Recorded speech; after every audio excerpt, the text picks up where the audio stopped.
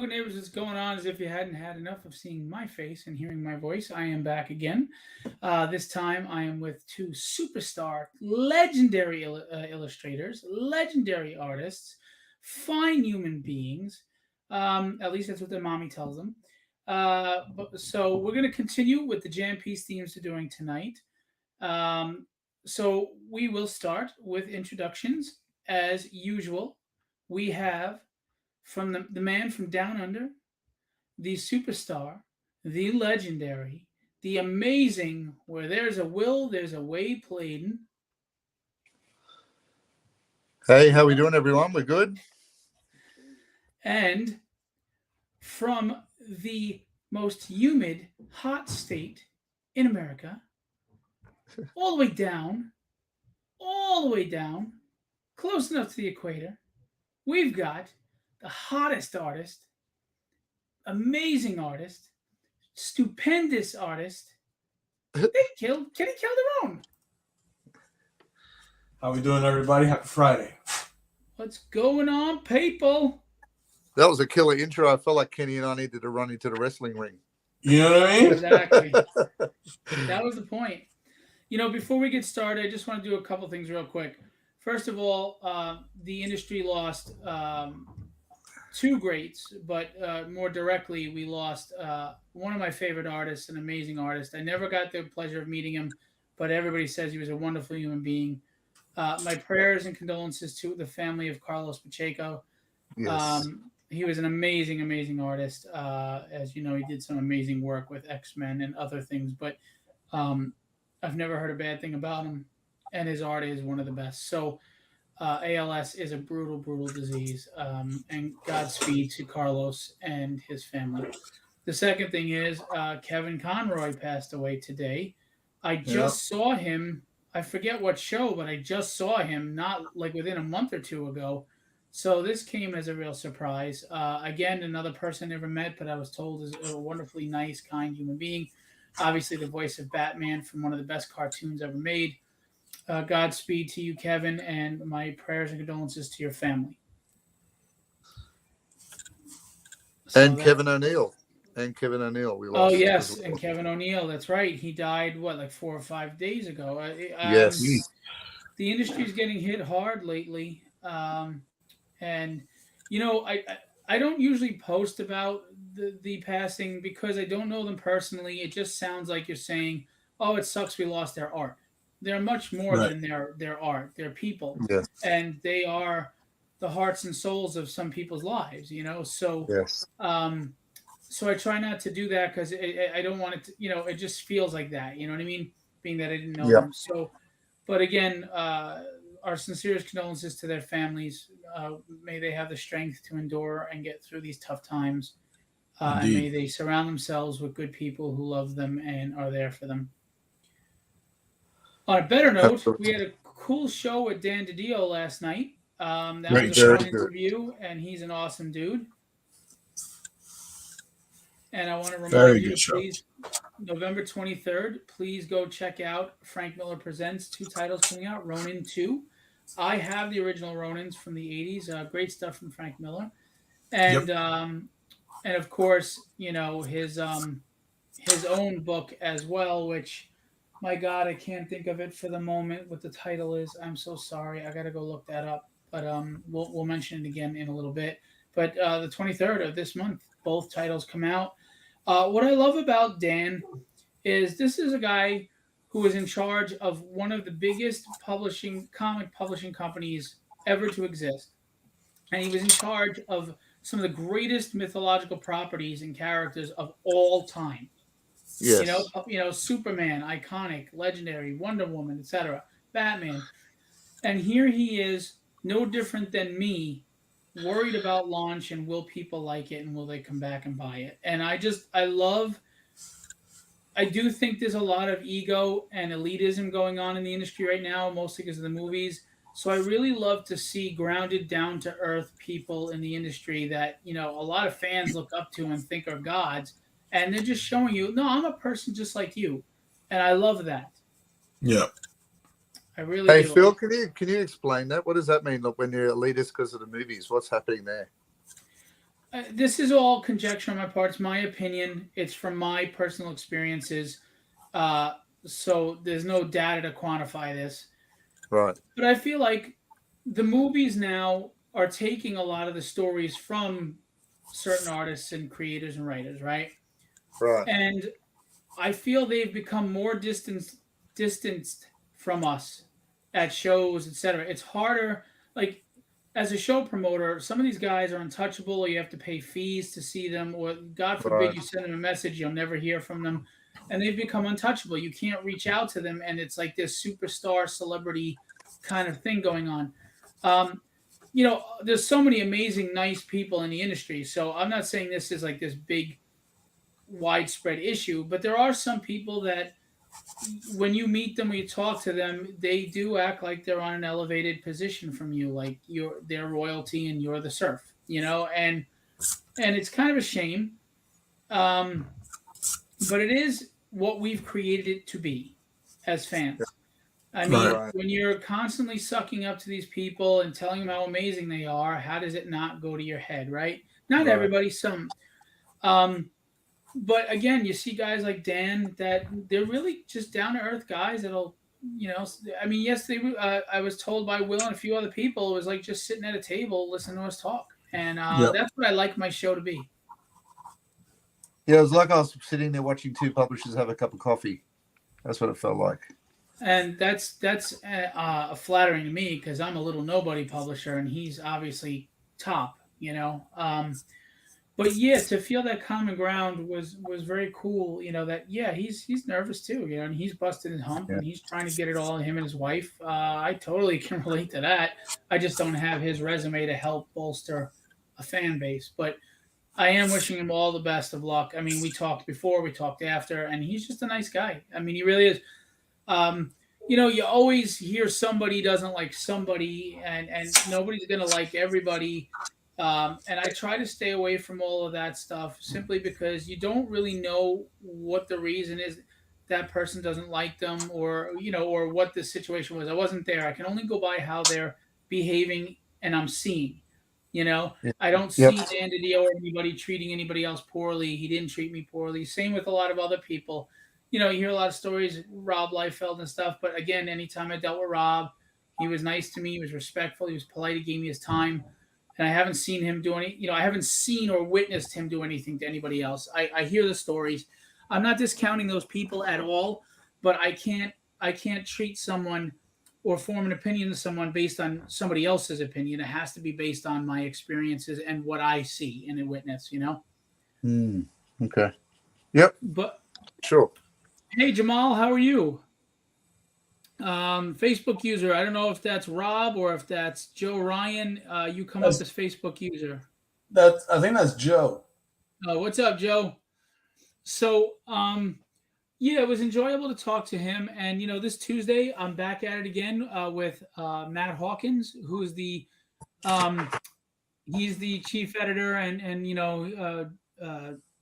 writer and everything for it's Rob Powers. Hey, Rob. Ah, And I'm glad to hear you're doing well, Jamal. Thanks for coming out and hanging with us. He's Top Cow. So, and he works closely with Mark Silvestri. And of course, he had something, he had a part to play in the new Deadly Duo book by Mark Silvestri for DC with Batman teaming up with the Joker. So I'm looking forward to having Matt Hawkins on. I've spoken to Matt in person and on the side, and he's honestly a really, really nice guy. He went out of his way for me for a few things, which was very kind of him. He didn't have to do. So it's Rob Powers and Joe. So we have two Facebook users on here. Okay, so it's both of you guys. What's going on? That was very, very kind of Matt. I like Matt from my interactions. He's really cool. I met him at San Diego Comic-Con face to face. And he actually showed me all the pages a lot of the pages that Mark had done for Deadly Duo. I got a sneak peek. It was really, really cool. jealous. Yeah, it was really nice of him to do that. And he's just down to earth. He's very cool. And of course, they've got that contest going on right now until I think it's November 20th for Top Cow, a writer and artist. Okay. Oh, nice. Yeah, it's just for a one-shot book based on their script, and you get it. You don't get hired by Top Cow, but they'll just do the one book with you. They give you $1,000 for the artist, I think, and I forgot what it was for the writer, 250 maybe. I don't know, but anyway, so that's pretty cool. Um, so that's going on, and of course, before we get into your pieces, I'm just trying to get some of this stuff out of the way. So my apologies. And I think Will froze, or you just sitting. Oh, you're just sitting still. Okay.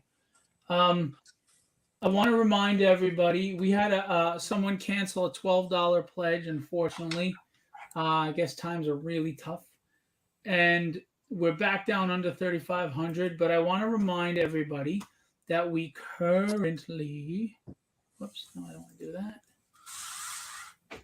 We currently have a campaign going on. It's been doing very well, actually. It was a short campaign. It's only been 9 days so far. In 9 days, we've amassed $3,491 in backing and pledges. Lovely. 47 That's amazing. backers. That's a testimony to the great artists that I have the great pleasure of working with and representing. Two of you, of course, and Rob Powers, who's in the audience. And I can play the trailer, but I'll probably do that later. And I just want to remind everybody that we have the art books by these gentlemen that are very talented. And we also have original art commissions. Will Playton's commission spots are gone.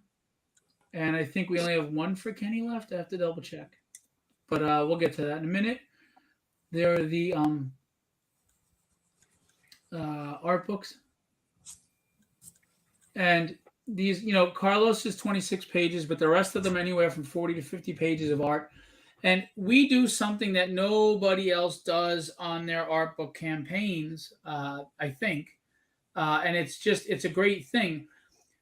When you physically back the book, we still give you the PDF, which means you can print up any one of these on your own and frame them. A print at a show is anywhere from 10 to 15 to 20 to 25 to even $30 these days, right? Yeah. We're giving you 50 prints in a book for high res scans. Absolutely. Yeah, for $20. I mean, and the art is excellent art. It's not like it's shabby art. I mean, well, except Cornelius, but I mean, there's no reason to pass up on this. I mean, look at Punisher. Look at the quality of work you get. That's Will Playton painting. Draw, monkey, draw. Well, I'll explain that in a minute. That originated last night. See how I get talked to? See how I get talked to? That's the way it is. Yeah, I'll explain that in a minute. Yeah. See the You think this is quality easy, art? Look at folks? that. You think this is easy? The painting's the easy part. The pain. We are but art monkeys. Yeah. So, I mean, we got some high quality art, guys. We unlocked. All right, I'm selling. Stop it. Behave. We've unlocked 2 stretch goals. Get us to $5,000, and we unlock a really cool Space Ghost print by Kenny. And if you get us to 7,500, which it doesn't look like we'll get to 7,500 if we're to be realistic, but I mean, you get a metal print. Does anybody want free stuff to go along with the free stuff? To go along with the other free stuff? Can I say yes? If I saw a campaign like this with all these artists, I'd be all over it. The news is I get a copy of each book. Okay. So Will is all done. That reward is no longer available. So a lot of charitable people out there. Wow, that went over everybody's head. Bill Lutz has 4 spots open. What's that? I felt the sting. That's okay. You won. All right. Jesus. It's golden, yeah. Cornelius, get your coat on. So we have 4 spots from Bill, 4 spots from Carlos. We have 3 spots left from Rod. We have 2 spots left from Kenny. And we have 1 spot left, 3 spots left for Ricardo. I'm kind of surprised at some of this, to be honest with you. I mean, I know times are tough, but these are amazing artists for not a high price. Ricardo got a lot of commissions off my other campaigns between Unknown Heroes and Tragedy. So I'm surprised he hasn't done his 4 yet because he usually gets a lot done. We got the all-in $125. Get all 7 books, and you save money that way. Pick any 3, and you save money that way. I think you save about $15. You pick any 3, and then you've got the individual books, $20. And Carlos, again, because he's only 26 pages, we did $15. We try to be fair. And then you get any one of the digitals is $12 and $10 for the Carlos. That's a steal, man. Come on. 40 or 50 prints for $12. You just got to print them up.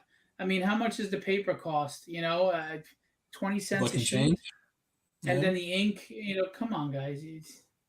It's a steal. We're giving it away. I'm seriously. So I want to see this number go up, please. If you could, please, sir, can I have some more? It's also a great indicator, isn't it? It's a great indicator for the next project. I mean, it's indeed it's a gateway. Yeah, and think about this. If you like this, the more money invested, the more we have to turn around and give you better art books and maybe hardcovers next time, or or we'll give you even more. Like I know that Will and I have talked about once he gets a lot of legendary portraits done, 2 or 3 series, we'll just do a whole book of the portraits, hardcover. It'll be beautiful. Kenny, he has a lot of the live streams that we've done. He's talking about doing a the live stream drawing book as well as some other stuff, and that'll be a huge book, and we could do a nice, beautiful hardcover.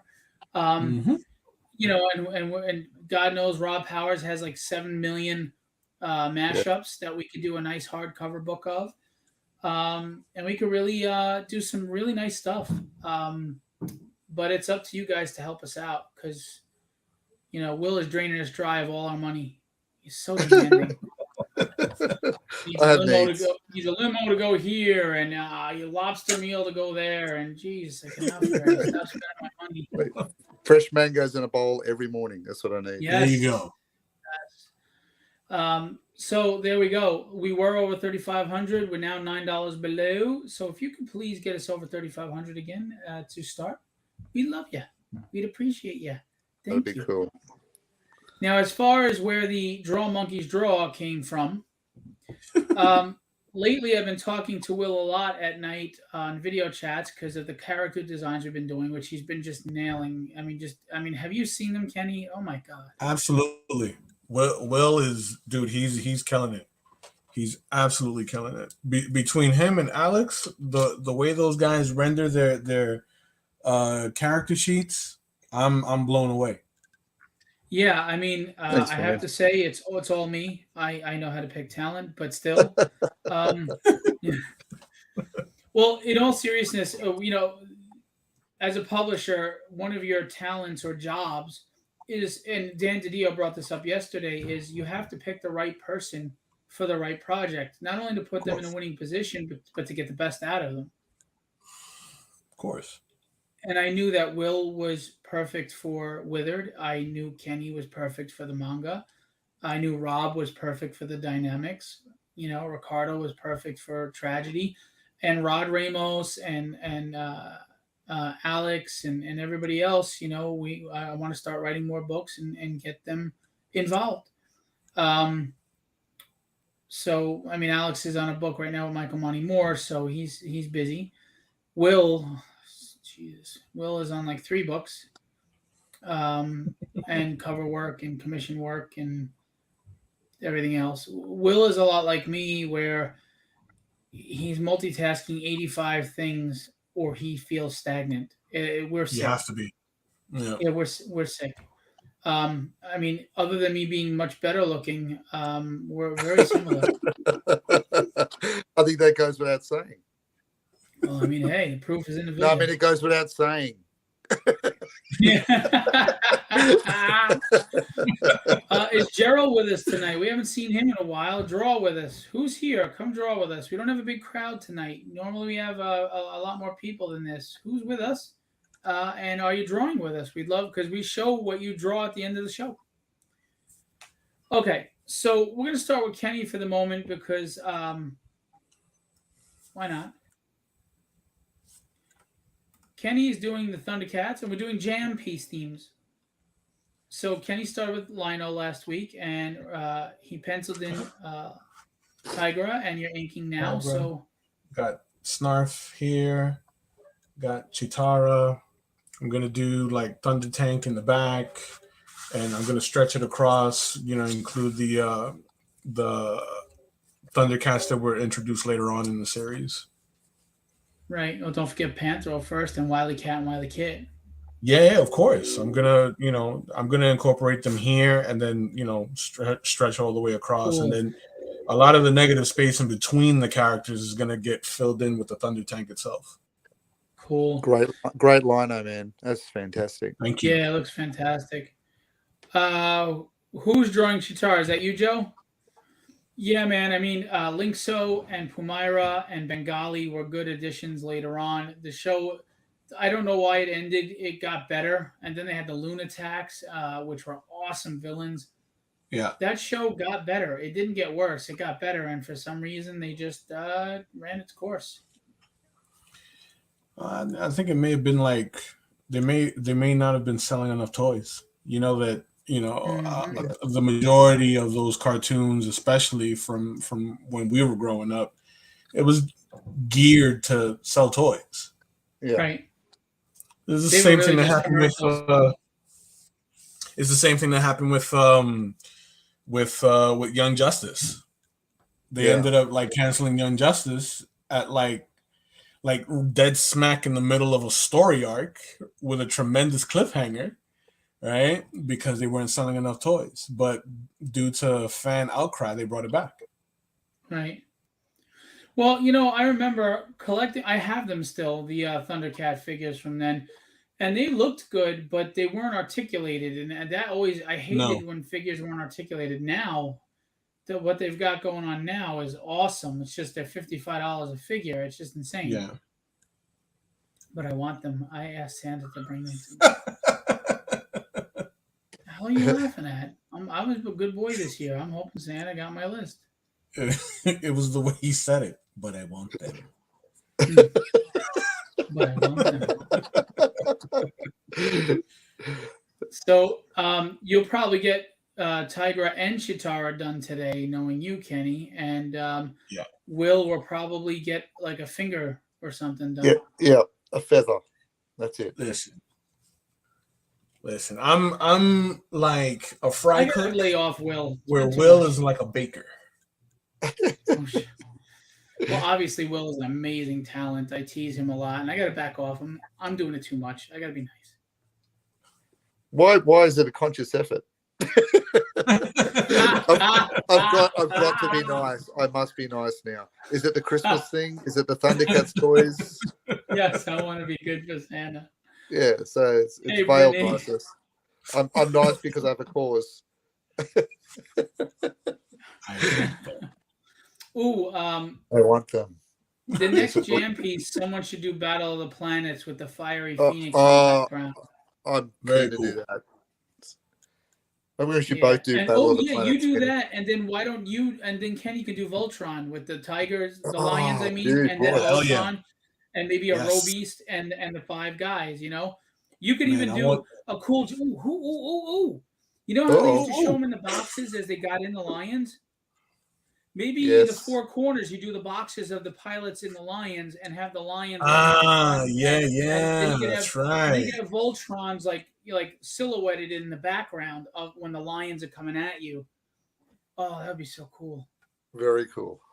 Yeah, man, I'm pretty good at this art direction shit. But anyway, it's an excuse to do some mech stuff. I haven't done mech in a while. Yeah, man, that'd be cool. And that and Battle of Planets, that's just some awesome throwback stuff, man. What about if you did? What if you did the robots on one piece and on the other side the car one, the car Voltron, the vehicles? The one that nobody else liked. Yeah, I didn't mind it. I didn't mind it. It wasn't my lions. It wasn't my lions. Yeah, it was fun. I didn't understand as a kid why it jumped from the lions to that. It was no explanation. Well, they were both on at the same time, weren't they? Yeah, I was like, what's going on here? Yeah. Yeah, when I the was when the wondering whether lion cars the in lion version space. got like deeper into the series, they did the car one. Yeah, I don't know why cars are flying in space, but okay. Yeah. Yeah, I thought that was weird. But those would be cool jam pieces. Then there's GI Joe. We got to get Rod in on this, and he could do a GI Joe Oof. jam. Yes. Yeah, I got to That'd talk be to Rod, cool. get him back on. I'd love to do a Masters of the Universe one. That'd be That'd be great. cool. Ooh, nice. Do villains on one and heroes on the other. Yes. And That'd be cool. I don't know if Rob Powers ever wants to jump on again and do lives with us. Ricardo says he's busy. He can. He just moved and bought a house. Congratulations to him. Yes. Well done. Dude, we could do Transformers. Yes. We could do Mask, for Christ's sake. Oh yes. We could do Love Dungeons it. and Dragons. We could do just a Saturday morning theme where we just take a bunch of different things, Thundar and Gargoyles and Yes. Yeah, Spider-Man and the X-Men and whatever. We could just do like the best of Saturday morning, Yeah. that'd be very cool. Like, Shoot, you could I do it I where would if you absolutely jump all over doing like G1 Transformers. Yes. That's my jam. Ooh, I got an idea. What if we came up with a theme of a jam and we literally had each artist and legendary do a page with like 3 or 4 characters on it and made this huge mural of all of you put it Muriel. together. Mural of you all That's put right. it together. I don't know. What do Muriel. you think? Yeah. That'd be cool. I I'm dig it. ignoring you. I was going to say I don't know, but don't call it huge. Yeah. I wonder how often Avenger crapped on somebody's car. Damn pigeons! I would imagine it would have been very big crap. Powerful crap. Bird poop. The kind of crap that leave a dent in the car. It's going to be right. paint stripper for sure. Oh yeah. There's no return from that. I do want to remind everybody that we have some Kenny art that is available for sale from these live streams. We've got the Silver Surfer he did with the Mogo, the Green Lantern planet. I thought it was pretty cool. Yes. We've got Magic. This came out fantastic. Thank you. We've got Sandman or Morpheus, whatever you want to call him, or the Dream of the. Yeah, what do they call him? Not the Undying. No, but the Endless. The Endless. Dream of the Endless. So we've got that with Matthew. We've got The Last Ronin with an homage to the Dark Knight. Indeed. And we've got Doctor Doom. He crushed the X-Men. And then we've got that's not for sale. That was already sold. Sorry, off of my Tragedy 4 campaign. Do you still have that? Nah, I gave it to you, dude. No, actually, I sent it in. I sent it in. Yeah, I shipped it a long time ago. After the campaign ended, I shipped it out. Good, thank you. Cool. So we've got quite a few nice pieces here. I got to get my ass in gear, and we're going to do a live art sale. But I'm starting to think. Well, that's Carlos. We sold that one already. I'm starting to think we should just wait for that sale on Black Friday weekend, because if I do one before, there's probably not going to be anybody buying then. Yeah, I'm done. I don't know. We'll talk. Anyway, so that's what we got going on with art from Kenny.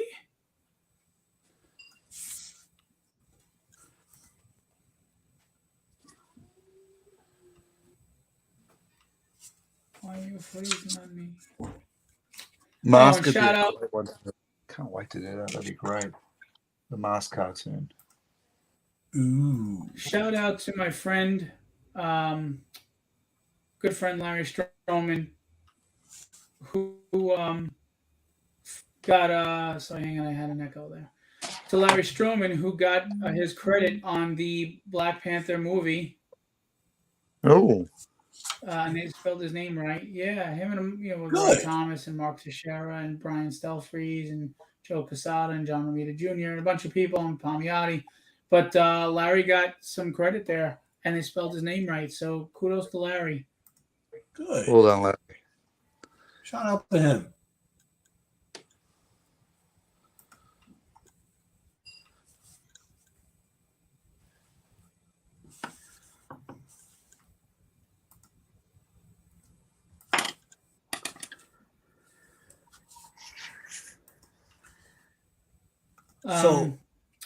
Sorry.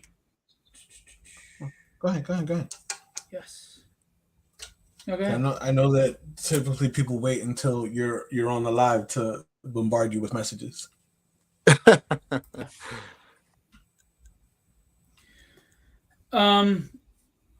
So yeah, there's some cool jam themes we're gonna do. These will take a little while though, but they're looking awesome.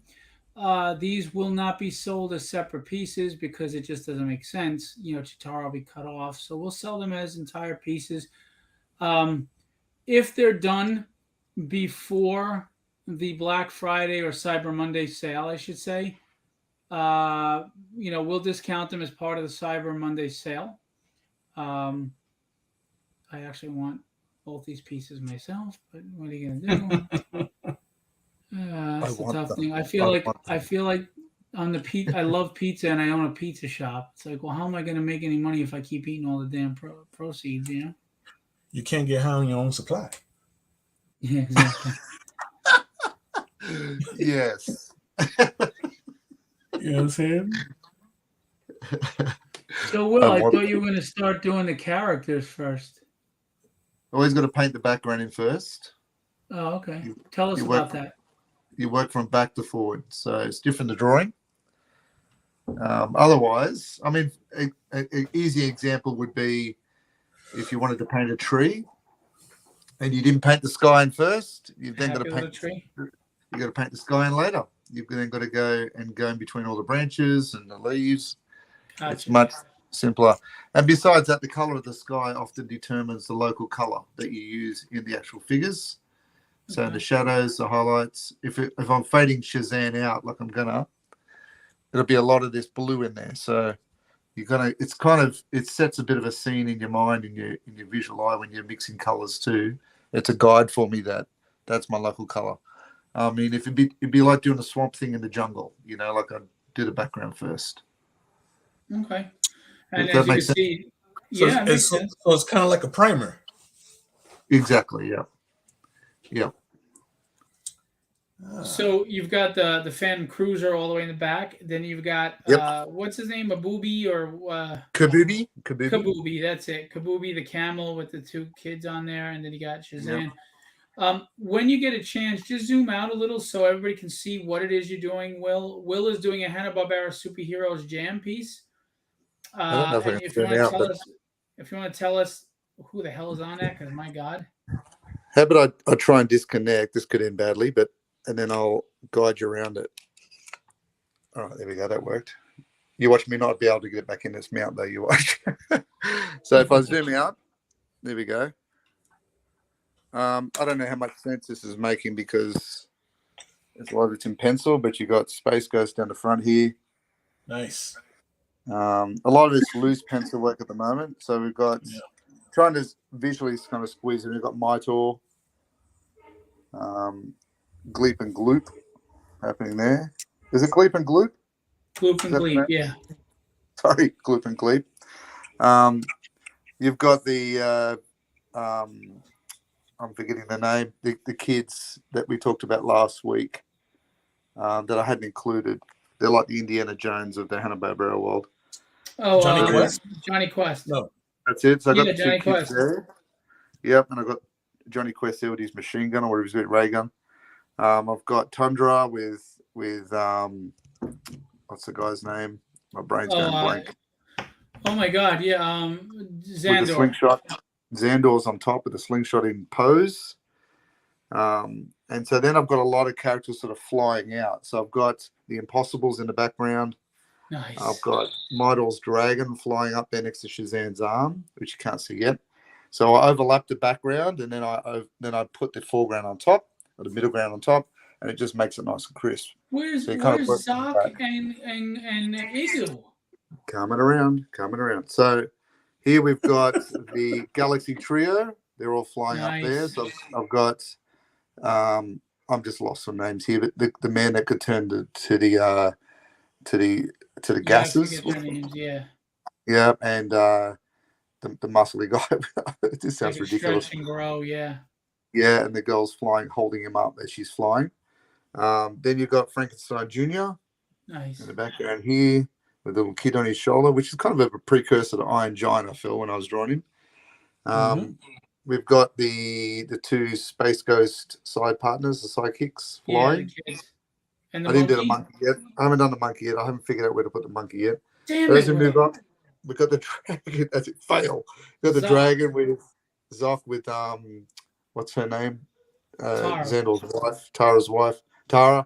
And then I've got Igu in the background doing his in the background. How come you didn't make this like 2 pages put together like Kenny? Because this is massive, and it is actually 2 pieces. Oh. So it's 211. Wow, I see. Yeah. Oh, geez. You just went one portrait with it. Yeah, it's just one large piece, and it's on illustration board. So it's fairly heavy. So I just double size and cut it out. So it can be framed as one piece. Fantastic. That's beautiful. So then we got. You didn't get Moby Dick in there. Yes, I did. Down on the bottom. Oh, sweet. Nice. So it's kind of the island that they're on kind of cliffs off, and then you've got a bit of a scene with a little bit of water at the base. That's going to be amazing. So there we go. After 3 epileptic fits of trying to get everything in there. And it may shift again a little bit. Like, I mean, I've got space for some other characters. Oh, I've got the Falcon and Dynamite down the front here too. I forgot to mention. Oh, I see. Oh, very cool. Yeah, so... And everything's kind of tilted back, so we're kind of looking up at the characters. Like you see the Space Ghost, we're looking up at him. Thundar isn't in there because he wasn't originally Hanna-Barbera. He was bought by them later. Right, but I can include him if you want me to, but I've kind of just kept with the Saturday morning cartoon. No, I think it's cool. I think you can do a separate Thundar. Zach was asking, sorry. Oh, okay. I didn't do Captain Caveman either. I kept him out of it. I thought him and Hong Kong Phooey, they weren't really the superhero group that they were doing. You know, they were trying to... Those were still the kiddie stuff where they were trying to do a superhero thing with this. It's kind of a hybrid between Scooby-Doo and the superheroes, wasn't it? It was like that was the in-between bit. Yeah. But yeah, there you go. So it's going to be a fairly big piece. So it might be a case where I do 2 or 3 per live stream and then sort of finish them off in my no spare time. But we're just going to have some sort of bizarre rock shapes, funky colors. Hanna-Barbera always had funky landscapes. So yeah, there we go. I really wish they would tap into these for movie properties. Yeah, I mean, some of these would be fantastic, wouldn't they? Yeah.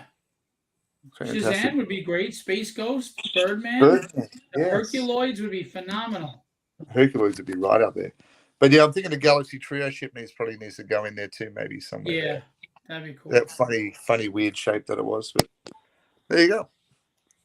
Now let me see if I can fail getting this back in. Oh, there we go. Don't ruin it, Will. Did it. There we are. Now let's go over to Kenny. Kenny can show us. So I'm inking Tigra in right now, right? I'm trying to push him into the back, right? I may come over Lion-O with a thicker outline to kind of bring him forward. Next, I'm gonna do Snarf right in here, and start laying in some of the rocky like terrain around them. I want it to feel like the area that's right outside of the cat's lair, right? How it's sort of like opened up. And like before going into the dense forest, yes, right. And then I'm gonna pencil in Chitara. I got my phone next to me so I can like reference like the general shape of the Thunder Tank, so I can like fill that in between the characters, like in between the negative space here. And I'm thinking I'm gonna put Panthro at the tank, like with his chucks out. and then have the twins either here, or split them. Panther was my favorite. You got to put him in front, man. But he's like, he's the tech guy. But he's you know what I'm saying? He's he the was tech the man. strongest. Those Chucks were just cool as hell, and he had the deep Barry White voice. That motherfucker was great. Legitimately, Panther was my favorite too. Stick his ass in the back. What's wrong with you? Look, put those Wiley nothing set in stone. Nothing set in stone. Obviously, not yet. So Dude, I can move him around, but still in all, I wanna give myself enough room over on this side of the shot for the added characters that came in later. I think there's like 3 of them. Shit, add a third page. I could add a third page. Big motherfrigger. By the way, Thundar, I would go see a Thundar movie in a heartbeat. That and Dungeons and Dragons are the best cartoons ever made. Thundar was a movie on Saturdays. But anyway, so go ahead. that line alarm looks fantastic, Kenny. The strength in that arm looks great. Oh, thank you. Yeah, dude. Like I kind of pantomimed this in the in the mirror, just so that I can. Muscles, do you? Well, listen. We think a little highly of ourselves. Don't get it twisted. Don't get it twisted. I got a little muscle memory going on. So I wanted to I wanted to make sure that I got this part right here accurate, right? Because this foreshortening in this arm in the back can get a little tricky. Yes. You know what I mean? And even though he's got the claw shield on, like I still wanted it to feel as though like his left hand is going back into the space, right? As he grips the sword, right? And then the drop shadow for him leaning forward and such. Looks great. What you did with the Sword of Omens, the eye and everything. That looked great. Yeah. Because it's all in the details, right? So right now I'm referencing Tigra. Very clean. Thank you. Right now I'm referencing Tigra because he's got like a little like a patchwork design in his suit that I didn't remember. So I want to make sure that I get all those details in, and then I'll jump over to Chitara after doing Snarf. Snarf. I have a cat that looks like Snarf to me. I should show you that. Oh, I should show you. That's great. I'm going to show you. We got time. I would love to see a painting collaboration between Zach and Will. Ooh. I think Zach and Will doing a painting collaboration would be awesome. Explain how that would work. You tell me. I can figure something out. Sounds good. I mean, you could separate pieces that connect with your different art styles. Pick a theme. Pick a theme, and he'll do an 11x17 or whatever, and you do one as well, and or canvases that you can just put together, or so that would be cool, and your different art styles, and it would just be cool. What about this? I did Castle Grayskull. He did Snake Mountain. Ooh, that would be cool. Sweet candy nuts. So Will, I'm gonna throw this out. I'm gonna throw this out there in the ether, right? To see how everybody feels about it. This sounds like an proposal. Yeah. I'm gonna put it out there. If you don't like it, just send it right back.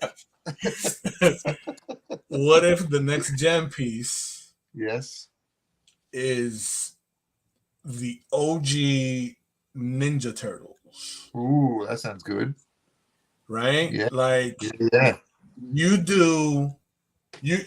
pick, right? You could do either the TMNT guy, the TMNT characters, right? Casey Jones, April O'Neil, Splinter, so on and so forth.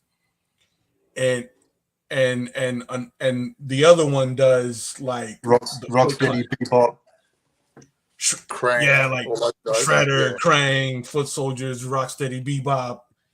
You know what I mean? Yeah, that sounds fun. Like, especially now with with the rising popularity of the video game Oh, of what's Shredder's that? Revenge. Oh, I didn't even know about it. Oh, Yeah. it's super good, dude. Super good. It's like old school arcade beat 'em up. I thought you were totally absorbed with Call of Duty. Oh yeah. That's only because Call of Duty's new. Yeah. You know what I mean? That's only because Call of Duty's new. Everything's I replaceable. remember the Ninja Turtles arcade game. That was fantastic. We could Oh, join on with four players. Yeah. Yes. So this one goes up to 5. The one that just came out. Wow. Yeah. This one goes up to 5. Casey Jones is an unlockable character. Yep. Right, and it's got that same vibe. You can still like bum rush the foot soldiers and throw them into the screen. Dude, it's super good, super Cool. fun time. Very cool. Casey Jones / Jason from Yes. Jason Voorhees. Yeah. I used to love the X-Men one where Nightcrawler teleported all over the screen. Yes, that was fun. Oh, and yeah. The Avengers had one too. Yeah. Remember? I still have both games. Cool. Colossus. From the infamous LJN company. Why are they infamous? Very cool. Why? Because they're infamous for making crappy games. Those games Oh, are really? awesome. Yeah, LJN, if you think about it, LJN did all of the movie property games. Friday the 13th, Nightmare on Elm Street, Back to the Future, which had nothing to do with the movie itself. Of course. You know what I mean? Like they were. It was like the days of the Atari, like some of those Atari games. That movie property ones are terrible. Absolutely. Oof. E.T. is still the worst game in history. There's a landfill somewhere full of them, isn't there? Yes. Yeah. So I figured that I would treat myself. Right, since my birthday's coming up, I would treat myself and get Call of Duty. Yeah. Nice. You know what I mean? By the way, real quick, here's my real life snarf.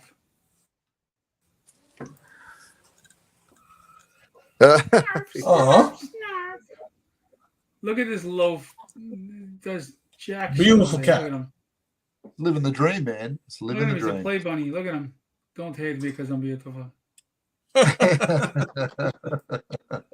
Beautiful cat. What a loaf. He doesn't do shit. Such a loaf. Why did it do that? Oh, Bill sent me a picture. Okay, hang on. Look at him.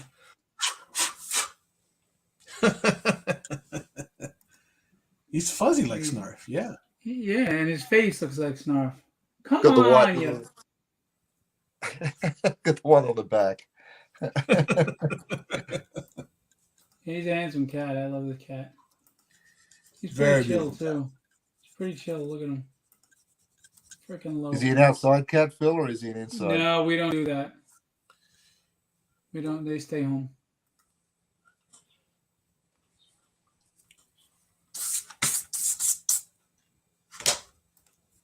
Cool. All right. So sorry, I didn't mean to cut you off.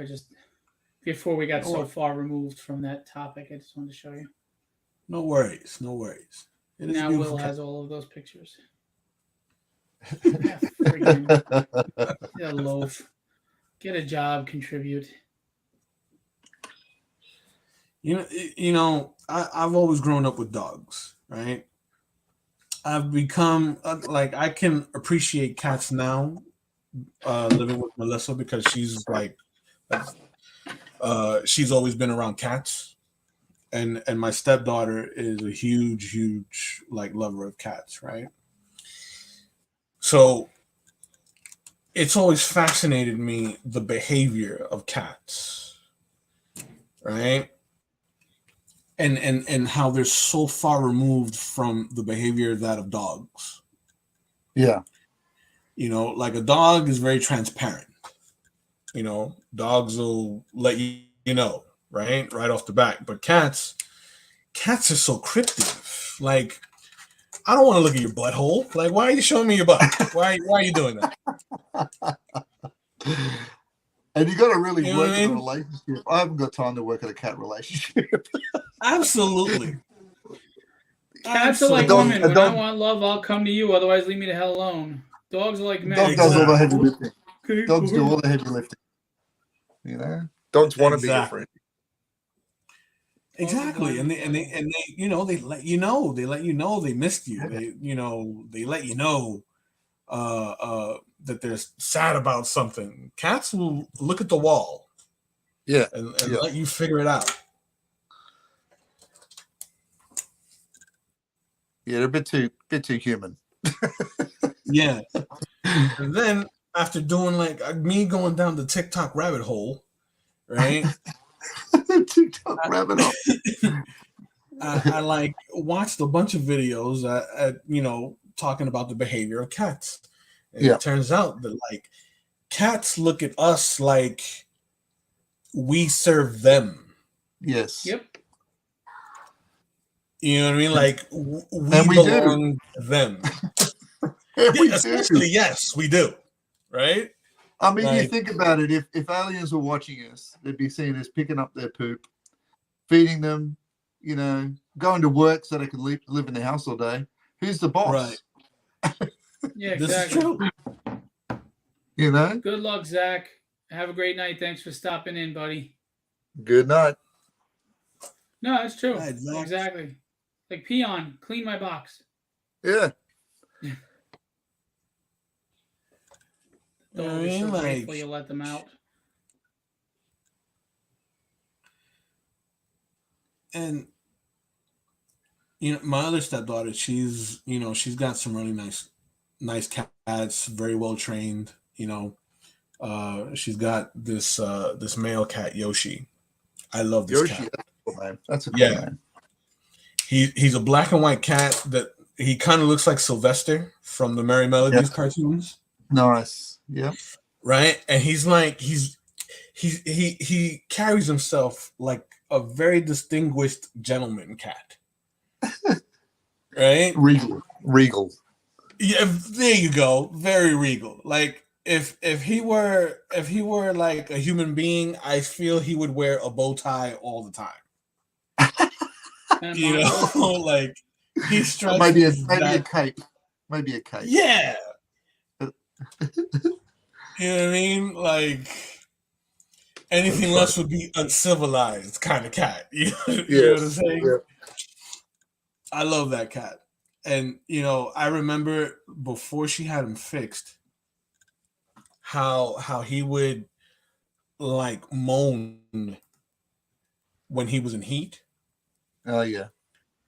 And man, that's something I've never been able to get used to. Like because in my neighborhood, there's a lot of like random loose neighborhood cats. Yeah. And some of them aren't fixed. Like we have this program in Florida where like you can bring in a stray cat and they'll fix the cat, and then you could just bring them back to where you picked them up from, because they obviously control the pests. And it's a funny term, isn't it? Fixed. Say again? It's a funny term, fixed. Like, I'm sure the cats don't see it that way. No, I would imagine. You ruined it. That reminds me of that episode of Married with Children, where Peg was making Al like take Bud to get him neutered. I don't know if you remember that. And then Al had that daydream of like Bud walking around with boxers and a wife beater. I remember that, yeah. That's funny. That show still kind of holds up today. I don't know if it would be, well received due to a lot of the social things, that the social topics that get touched in there and the sexism and all, but the comedy still holds up. I don't think people always recognize the tongue-in-cheek message that it was saying. Like, it was not meant to be, this is what we believe in. It's almost a parody of what we see, like. Oh, 100%. Yeah, but some people watch it and they go, this is so sexist, or this is so blah, blah, blah. But that's what it was reflecting. Exactly. And it came out during a time of like the height of like the family comedy, shoot, the Cosby Show was still on the air, and that was still super, super popular. So the family sitcom genre was still, at its height, at its peak. In my opinion, anyway. When that show came out. And you still had Growing Pains and Family Ties and Who's the Boss? All of that was still on telly, wasn't it? Like, yeah. So, like shows like that from the 80s that would give you that satirical outlook on the cookie cutter status quo. Yeah. Man, that was refreshing. It was almost a precursor to The Simpsons in a way, wasn't it? Like in between the Flintstones and The Simpsons. You know what? I think it came out around the same time because in New York, The Simpsons came out right after because they started on Tracy Ullman. True. Simpsons started on Tracy Ullman. It was every Sunday on Fox. Actually, the Married Show first. What was Simpsons? Jacob, that was 1990. I haven't seen you in a while, bud. Yeah, I'm good, man. I was just giving him a chance to talk. Is my mic on? Yeah. It was a bit glitchy, but it's on. You guys hear me? Yeah. Okay. Someone was asking if I'm okay. I was like, yeah, I was just shutting up so you guys could talk a little bit. Yeah, we offended him. He's gone quiet. No, I dominate a lot with my talking, so I figured I'd give you guys a chance to enjoy talking. We appreciate that, Phil. And now you stop. Yeah.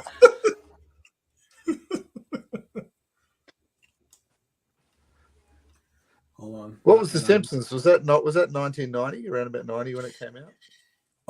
88, I think. 89. Really? No, it was like 87.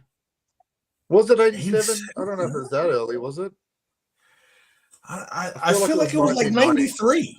Yeah, it was. Let me look it up. I remember I was about 16 when it came out. No, I'm going to look it up now. 99. Must have been 90. I'm going with 90. Fox started in the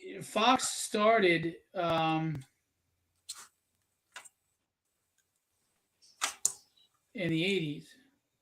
No, not Fox News, you dumb bastard. Fox. Because I remember seeing the short of it on a VHS trailer. Right. They showed it at the beginning of a movie we hired. So Fox started in 1986. Right. Yeah. Let me see. Tracy Ullman is when. Do you want to see like when the show started, or when they first were introduced in Tracy Ullman? Right. When the show started. It was like that loose line art where they looked really, really rough and remedial. And a different Homer voice. 1987. Yeah. 87, really? 87. Wow. Yeah. That's way earlier. Yeah. Jacob said the Thundercats looked great. He said pretty cool. Thank you. Do you remember the show Alf? I do. Did that show ever get a finale? I don't know. I had a cartoon. Remember the cartoon? I do remember the cartoon. Yeah, I don't remember the Alf cartoon. I remember the show. Yeah, he went to Was it Melmac? He was in Melmac, I think. Yeah. The cartoon, yeah. Yeah. And he okay, so I'm gonna show my age like a mofo right now. Do you guys remember Small Wonder? Yes, Small Channel Wonder. 5 on Saturday nights at 6 o'clock. The robot girl that lived in the closet. Yeah. Mm-hmm. Vicky was her name. Yep. I forgot the name of the actress that was the neighbor, but her catchphrase was no no no no no no. Do you remember that? Code for send help. Yes. Wow. No, I don't. I don't know if I've got that out here, but I might have just seen it. But yeah, right. Small wonder, because they used to play that show in the same block as Night Court. Night Court. Yes, Night Court. Night Court. Oh man, it's funny, isn't it? Like some of those 80s theme songs are just so great. Like they just stay in your head. Oh yeah. I was watching. I was painting the other night. I had on the YouTube. It goes through the playlist while it's. And Fall Guy came on. Remember the Fall Guy with Steve? Oh wow, the stuntman. Yeah. I love the Fall Guy, and I had such a big crush on Heather Thomas. So good. Everybody was on Heather Locklear, but I loved Heather Thomas. Oof. Remember that movie Zapped with hell yeah, with Scott Baio. Yeah, great movie. Zapped. Oh wow. The Fall Guy. All right. I got a movie that is so obscure, but Will might know it. You might know it too, Kenny, but they used to play on Channel 9 all the time, especially on Sundays. I love it. My brother owns it on DVD, and I want to get it. Hawk the Slayer. Yes, know it, love it. He had the sword that had the hand that was holding the orb on the bottom. Jack Palance was the bad guy with a burnt face. There was a giant, a crow. The crow was awesome. An elf that they call Crow. The archer elf I used as my so good. The archer elf is what I used as my D&D character for years as Crow the archer. Yeah, and it had Hawk the Destroyer, Hawk the Slayer. It was called Hawk the Slayer. And they used Kenny. You probably recognize the music because they've used it to death in TikToks. And I only know that because I heard my kids playing it. I'm like, I know that song. Yes, I do remember this. Yes, and you couldn't get it for ages. What's this? You couldn't get it for ages. It was out of print. I do remember this. Yeah. You smell Hawk the Slayer? Hawk the Slayer. Yeah.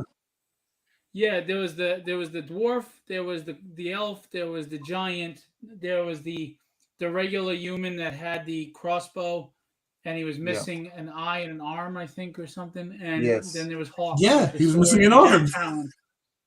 Jack Palance was the bad guy. Yeah.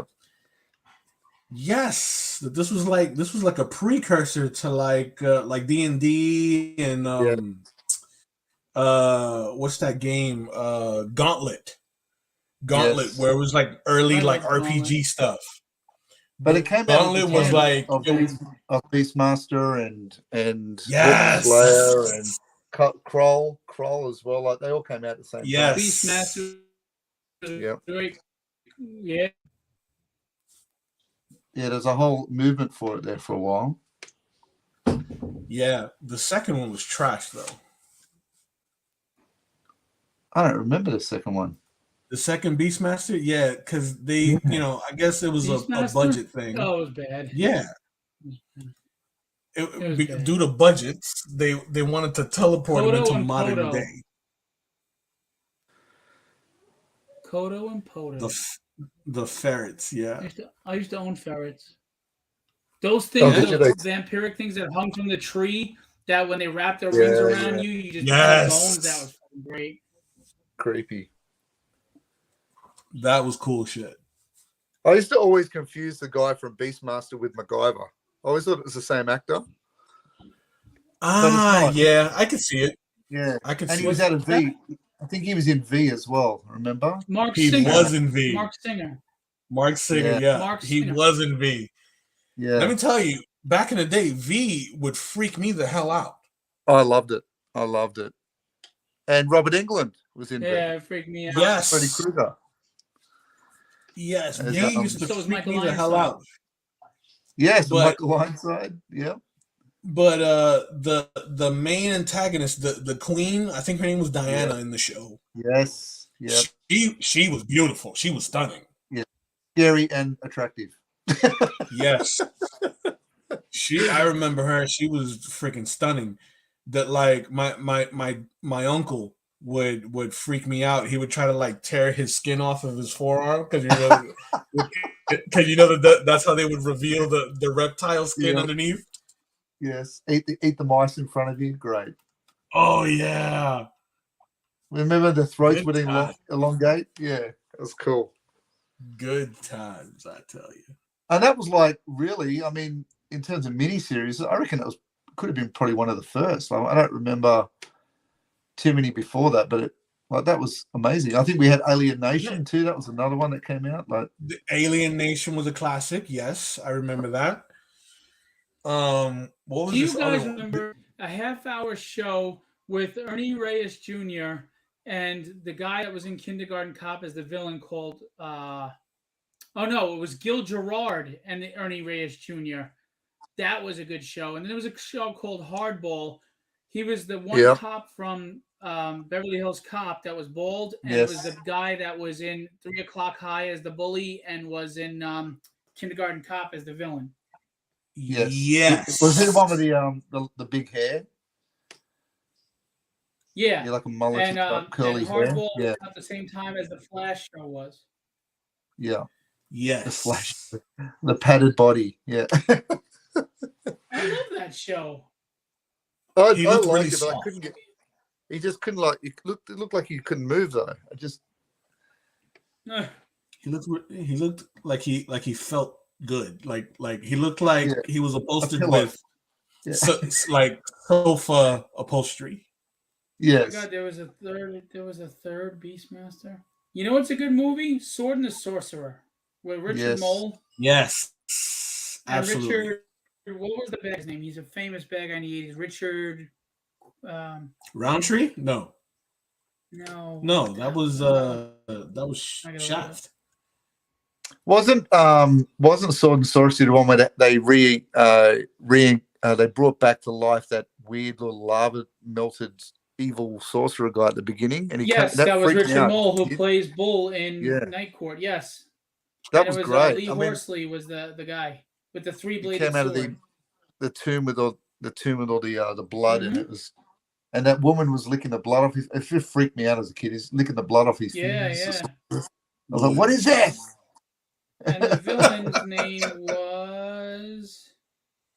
Oh my God! Why aren't you showing the villain's name? Yeah, that was cool. What the hell's his name? Do you remember we had like a whole era of vehicles too, like Richard Lynch. Richard Lynch. But we had. Do you remember Simon we had a whole McCorkindale. We had Street Hawk and Knight Rider. Yes. We had Blue Thunder. Remember Blue Thunder? Whole era. Blue Thunder, yes. There wasn't just Blue Thunder. There was also Airhawk. I mean, or Airhawk. Airwolf. Do you remember Automan? Yes. Manimal. I remember Manimal. See, kids at home, compare that to reality TV. All right, we win. Yeah, we win. I remember Manimal, but that was back when like at first. What's that? Yeah, that's true. But that was back when like they were like actually being creative with the content that they were putting out, not doing reboots. Yeah. And changing the sexual orientation of like core characters. Yeah, right. Yeah.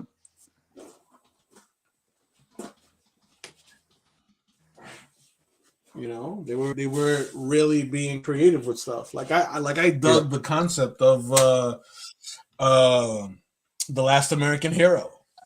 Yes. A great soundtrack. Yeah, I have that on DVD. I love that show. Are you kidding me? Yeah.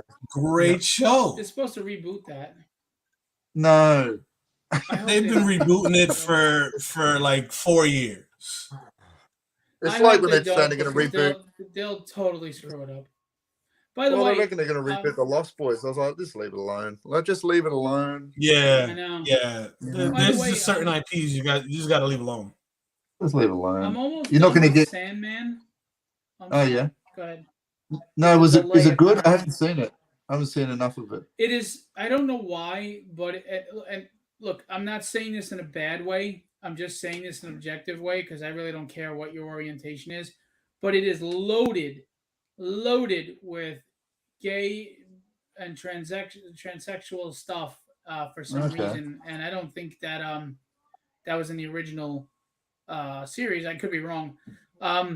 It's I mean, it is what it is. I'm not saying it as a negative thing. I just noticed it. Like, why Okay. it's so heavy, I don't know. But the show was really, really fascinating to me and interesting when he was looking for his artifacts and going through stuff. And he went to hell was awesome. And then there was episode 6, which was really rough. It was a diner episode, and it was really Yeah. dark and it was rough. And then the show just, I kind of felt like it went off the rails. Like it totally changed. It's a totally different show with a different plot, Oh. and it just, it's not working for me after the first 5 episodes. It's just not working for me. It started off as more of a fantasy supernatural, and now it's like horror, supernatural, fantasy, murder. There's pedophiles. There's serial killers. It just I don't know. It kind of lost its focus for me.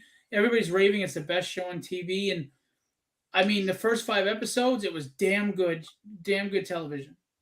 And I just think it lost it after that. I don't know why. I wonder what Hey, Neil William. Gaiman thinks. I really enjoyed the Muse episode. Which one is that? You remember that episode, the one with the writer that had the Muse. He had a Muse like captive. Is that towards the end? Because I didn't see the. I'm on episode 9 or 10. Have you seen the little boy yet? The little boy that's pretending to be a superhero in his dreams? Yes.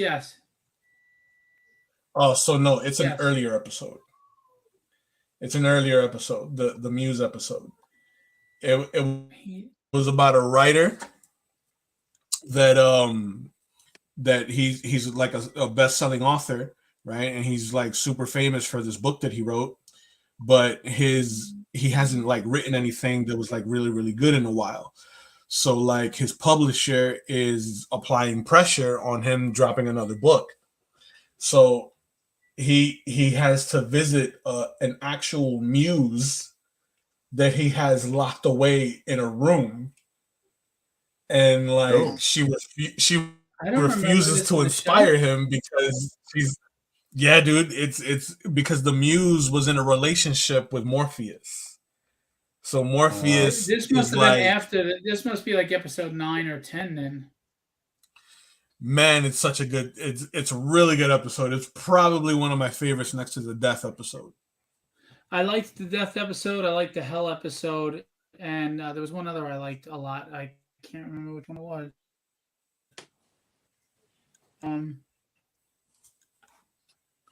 I can't think.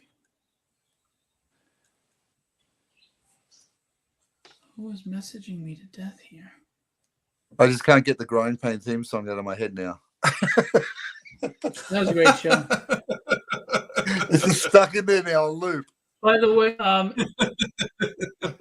in tribute to Kevin Conroy, Joe Ryan had drawn Batman, the animated version. Oh, cool.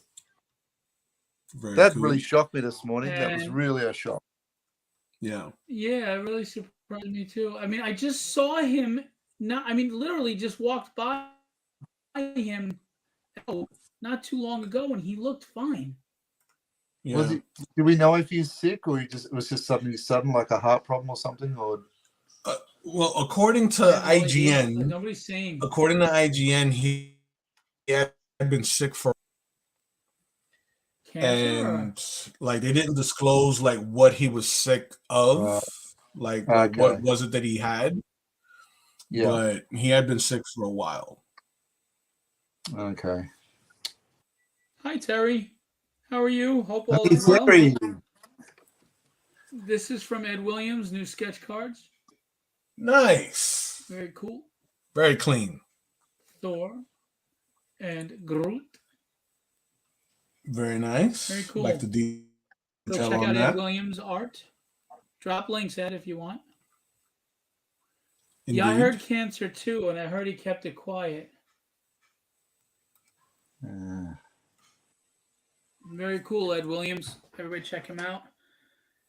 Terry, good to see you. I haven't seen you or talked to you in a while. Yeah, I shipped out all your stuff a while ago. Okay, cool. You got you should have all your stuff. That Groot but is just to pretty show good. you right now.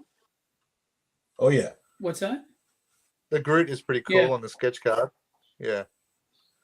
So Terry, just to show you, they're doing Jam Piece theme. So here's Thundercats, as you can see by Kenny. Snarf, snarf, snarf, snarf. And then we've got Hanna Barbera with Will.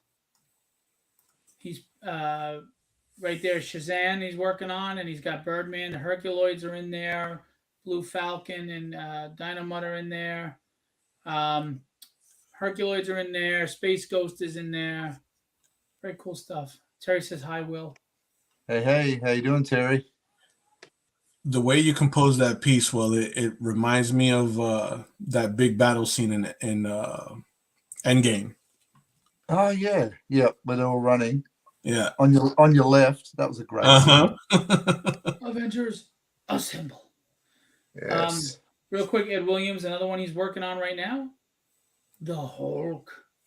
That's pretty nice. Very cool.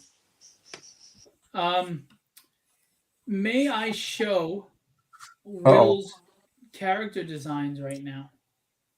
But of course you can. Thank you, sir. I appreciate it very, very much. So, Will, I have my book. My short story book is coming out December 1st. And the first short story is called Withered. And I liked it so much that I decided to make it a comic book series. And the comic book series is being drawn by Will Playden.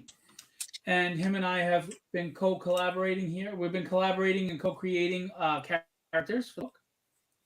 Obviously, all illustrations are Will. All the good aspects of the character are me.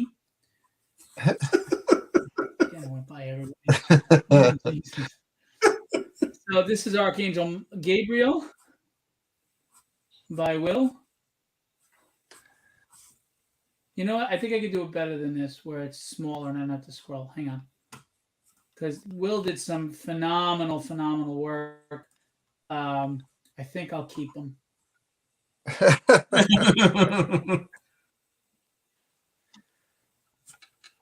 So, I never told you before. So when we were talking, we were joking around. Thank you, Terry. I hope you check out the book when it comes out. So we were talking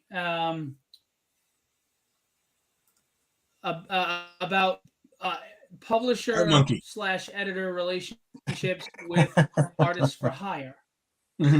And it led to us joking around going, draw, monkey, draw. Like just draw. So, all right, let's start here. We wanted to go with a more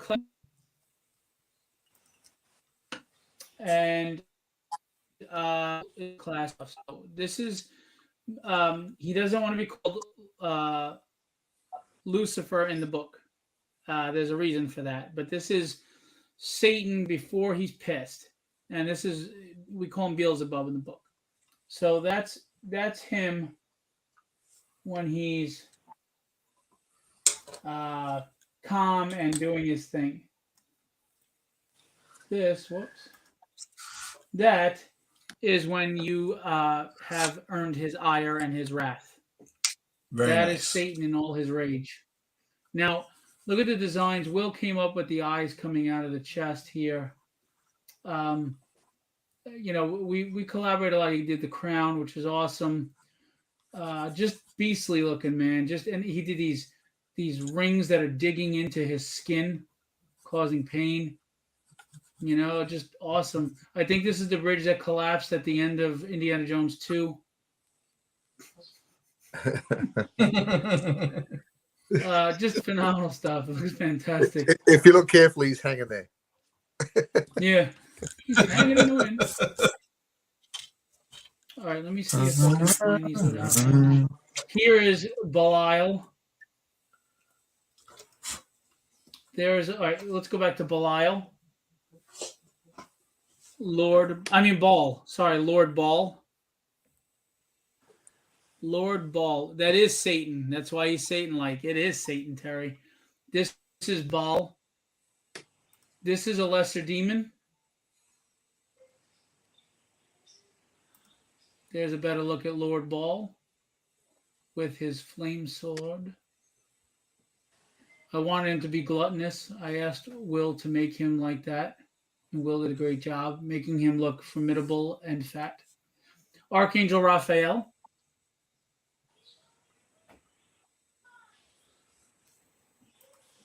Archangel Gabriel.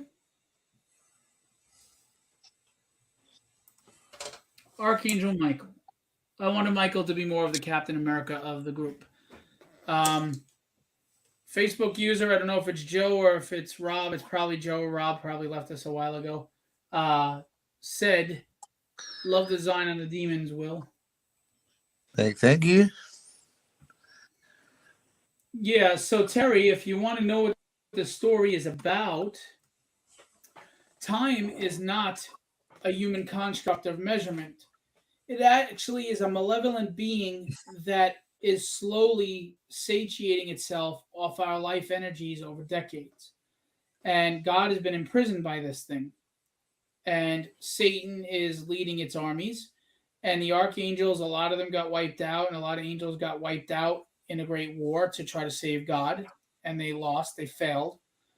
And archangels Michael, Raphael, and Gabriel are recruiting humans as they're about to die before they're consumed by this thing to be knighted as angels if they're worthy. Those who had great faith their whole life, those who were strong, and virtuous as much as a human can be, because we're all faulted. And they recruit them. But the problem is, these are new recruits. They're not, they got to learn how to use their wings and how to fly and how to fight. And their humans are struggling with leaving their family behind and being in this new world. And Satan is coming, and he's bringing a crap ton of people, a crap ton of devils. And he's got Baal and Belial, and there's a lot of stuff going on. But I'm also going to be introducing Greek gods, Egyptian gods, Japanese gods, Chinese gods, Indian gods. All the gods are going to get involved in this war. It's going to be this huge, who wants to take control. And the thing is, Satan is the true enemy in this whole story, because it'll always be Satan, right? Even though he answers to that thing, the beast that shall not be satiated, which is time, Satan has his own plans. And Satan is working behind the scenes because he is the prince of lies. He is the prince of deceit. And you cannot, Loki to me was always fashioned after. I didn't know you had a minor religion, Terry. Very cool. Loki had, to me was always fashioned after Satan, because they say God of mischief, but he was lying, he was tricking, he was deceiving, and he was never complacent. He was never happy. He was never content with his station. And jealousy and pride and ego were always the thing with Loki. Well, Satan too. The first 6 issues are written, and Will's about to jump on issue 1. It launches March 2023 under Filbo Publishing. And my next story arc is going to go into the history of the fall of Satan. Now, I want to remind everybody, if you are an atheist, I'm not preaching to you about religion. It's just a story. If you are very religious and you believe in the Bible, I promise you, I am not trying to be blasphemous. I am not rewriting the Bible. I am not telling people to believe otherwise. I'm just creating a fictitious story for the sake of entertainment with some moral themes and things of that nature. Look, let there be light. Is that your halo, Will? It is. And there's a lot of human story in this. Joshua, who is in the short story, is the main character, is the protagonist in Withered, the comic series, and he's the one angel that refuses to let go of humanity, and he's trying to teach the other angels who were never humans what humanity is, because how can you fight for humanity if you don't even understand what it is to be human? Right. And there's a lot of things like that going on. I've had people read the scripts, beta readers, and they're telling me they love it. It's really good. People are loving the dynamics too. I'm very fortunate. People are telling me I know how to write. I won't say I can or can't. I'll say you find out by buying the books, and you tell me. Which, by the way, I gave out a lot of free PDFs of tragedy and other things, and not one person came back to me with feedback. They were excited to get them. They asked me for them, and not one person has given me feedback. I wonder why. Gotta go. Awesome work, everyone. Have a great night. Ed, take care. Thanks for dropping by and sharing your art with us. Everybody go follow Ed. He dropped his links up above. Indeed. Yeah, and then the dynamics is basically based on my family with superpowers, and it's fun, superhero family fun. The whole family can read this book and enjoy it. It's got humor, it's got action, it's got family dynamics. I mean, especially if you're a parent, it goes into what a parent would do to protect their kids, but in a fun way, and how much we love our children, and the joy and the life that kids bring to our lives and keep us young, and their exuberance and their excitement and their energy. That's all in the dynamics, which is coming out. So I have a book for everybody. Tragedy is a more mature, tale for 14 or up audiences. Dynamics is all ages. Withered is more adult. It's horror, supernatural, fantasy. Right, Will? Would you say that? I would say that, yes. And I have some scenes in Withered that I know Will is going to depict how I envision, that are very powerful, and they're going to be really cool. And there are very powerful emotional moments in this book. I'm very spiritual. I won't say that I'm a very religious person, but I'm very spiritual. I believe wholeheartedly in God. Some people think that I don't have a relationship unless I read the Bible. I respect and understand your thoughts on that. But I do believe in God, and I talk to him every day, and I don't use him as Santa Claus. He's not my wish list. But anyway, so I just want to put there's everything. There's inspiration, there's motivation, there's hope, and then there's dread, and there's horror, and there's supernatural. It's like life, right? Life is never all good or all bad. It's always a mix of both or in the middle, Mm-hmm. And I think Will is going to knock it out of the park. He was the first person I had in mind for the book. And then, of course, I've got Tragedy Manga Issue 1. It's going to be the manga version of Issue 1. Kenny's doing it. Oh, yeah. He's got 2 pages in, and he's totally taking different perspectives on that book. Way different panel work. Nothing is the same. He's not regurgitating anything, and it's in manga style, Nope. and I'm excited. Kenny is a very, very solid storyteller, and his panels flow, and he gives you the finer details, and he pays real close attention to what's going on in the script, and his interpretation is great. It's easy working with Kenny. Will is easy too so far, but we haven't gotten into the book, so we'll see if he turns into a diva pain in the ass. Well, I am now. I saw it coming. He was being too nice. I was like, I'm not going to do it. I was like, screw it, I might not. Will can take it. Will knows it's fun. Will knows I love and respect him, and I'm just kidding. At this stage, I'm concerned you don't do it. Yeah, and if he doesn't know that, stop being a bitch. So draw monkey, just draw monkey, draw. Yeah. Draw monkey. Yeah. Well, Terry, you might like December 1st. I'm launching my first prose book ever. It's a theological fiction short story book. Will let us know how Phil handles it. So Terry, come check out. You know what? Let me show you the cover to The Devil's in the Details from Wilfred. What is it? Did you put that in the covers, dude? Kickstarter books. Yep. Portraits, sequential work. You didn't put anywhere easy, did you? Cover. Ain't no damn cover in here, Will. Promotional work? Yeah, let me have a look. What are you doing, Will? Go on commission work. Go on to commission work. It'll be there. I'll make this easy, Will. Just label it simple. It's simple for me. Oh. There we go. Well, because you know what you labeled. Commission work doesn't mean covers, man. You just got to read, buddy. All right, so check this out. He's not an artist, Will. He's not an artist. No, commission work. The commission work is different than cover work. I mean, it's the same and it's different at the same time. Label it more specifically. Yeah. I'm sorry. Do I mow my lawn for you? No.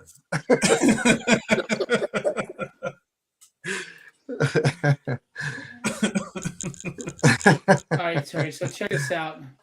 Draw, monkey, draw. This is my short story book. It's going to print right now. It's going to Kickstarter December 1st. It's only $12, 86 pages, short story, theological fiction. It's actually a very upbeat, hopeful book. Deals with 7 different tales. It's an easy read. It's a quick read, but I'm being told it's a great read. It's a good read. So this is the cover by Will Pladen, and the logo, design, everything, and the font was by Rob Powers. So this is coming out December 1st on Kickstarter. And then one of the stretch goals is this bookmark that was painted by Will. Very nice.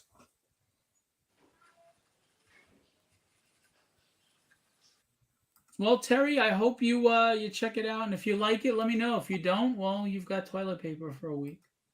How do you get rid of this? That might chafe.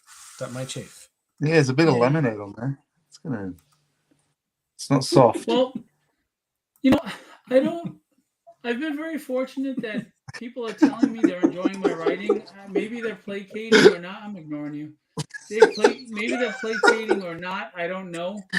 But people are telling me that they're really enjoying my writing on all the different styles, and I'm grateful for that. But if someone decided they didn't like my writing, I don't get hurt or offended. I don't get, defensive. I don't, because not everything's for everybody.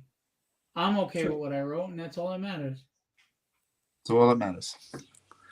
I'm okay with how I lay my Dropbox folders out. That's all that matters.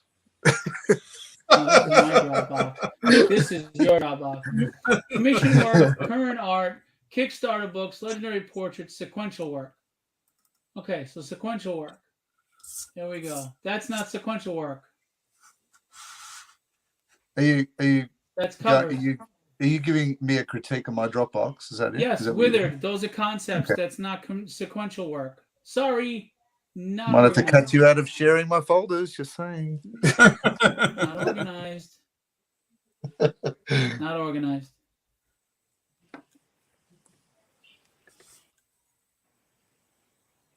Oh boy.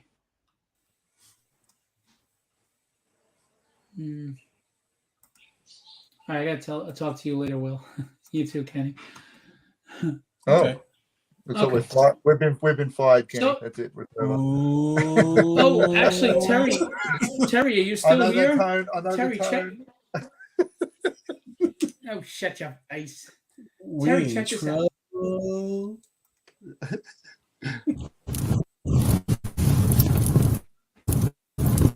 Have you ever had your faith and spirituality shaken? Has life had you questioning how and why bad people exist? Why we slave at jobs we hate, or why bad things happen?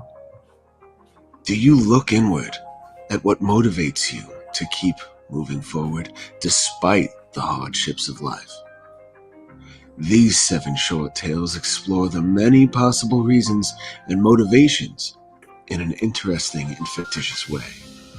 You don't need to be religious to enjoy these tales that intend to inspire. We may not have all the answers, but these stories make you think of possibilities many never considered.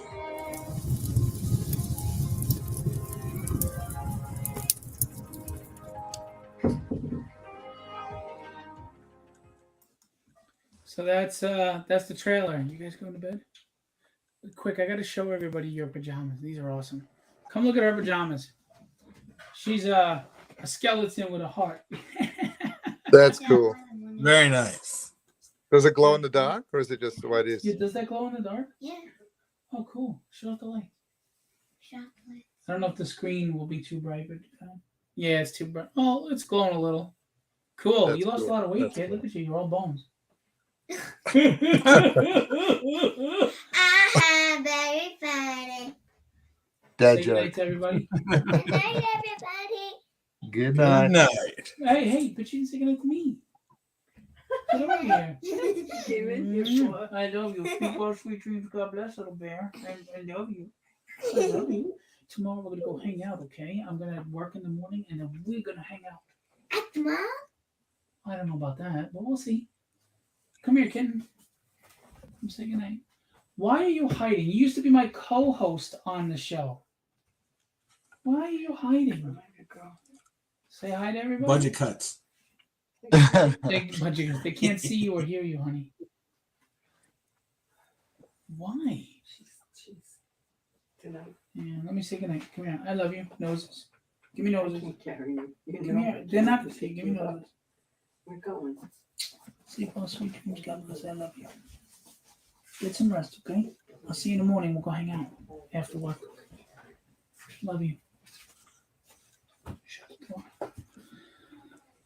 Anyway, so that was the trailer, Terry, and the link.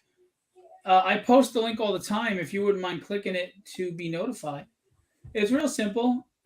There's Cornelius, Yukon Cornelius. What I do, give a synopsis of each story so you have an idea, and then I give the first 8 pages of the book so you can see if I suck at writing or not. I want people to feel confident. And of course, there's the cover, and it's going to be a book. And then we got bookmark at $750, metallic bookmark at $1,500, comic size print at $3,000. I don't have high expectations for this campaign. I really don't. I set it at $500 to cover the print run. I hope I fund. I don't know if I will, to be honest with you. I mean, it's a $12 book. I still have to get, 50, 60 backers to do that. And I don't know if that's going to happen. It could be my first unsuccessful campaign, but hopefully it won't be. And we'll just do the best we can. And there's a Will Playton art commission tier too. If you want original art by Will, we have it here. So there you go, 11 by 17. Okay, and that's that. And then we got the art book campaign going on right now. We're doing pretty good. It's 7 art books. I'll show this one real quick. The Magnificent You guys 7. bore me. Indeed.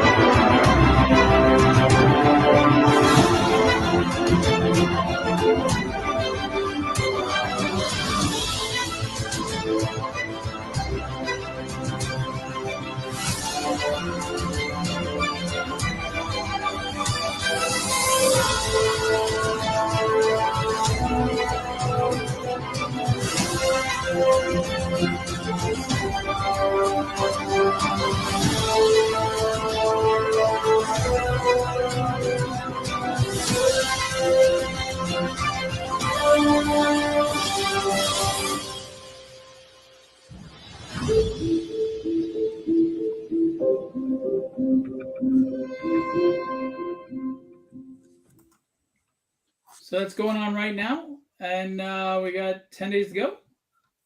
And we got the art books. Oh, yeah. I even have them here physically to show you. This is samples of art, quality of talent, you got going on here. Look at that by Kenny Calderon. That's a nice piece. I really like that piece. Yeah. Really like that one too. So we've already unlocked die cut sticker of this painted Ghost Rider by Will. We've unlocked a bookmark of this Batman by Will. We could possibly, we're on the trajectory to hopefully unlock this comic size print for the end of the campaign of Space Ghost and the Phantom Cruiser. And of course, we probably won't, but if we got the 7500, a metal print, comic size of Moon Knight and Khonshu by Kenny. Get any books, and we got art tiers. Original art commissions left. Wills are all sold out. We got Bill Lutz, Carlos, Rod, Kenny, and Ricardo left. Full body, inked. It's a comic size floppy. I can actually show it to you, but they're 40 to 50 pages each, and they're only $20. And we're sending you the PDF too, to where you could print up any of the art. Hang on one second. I'll get it.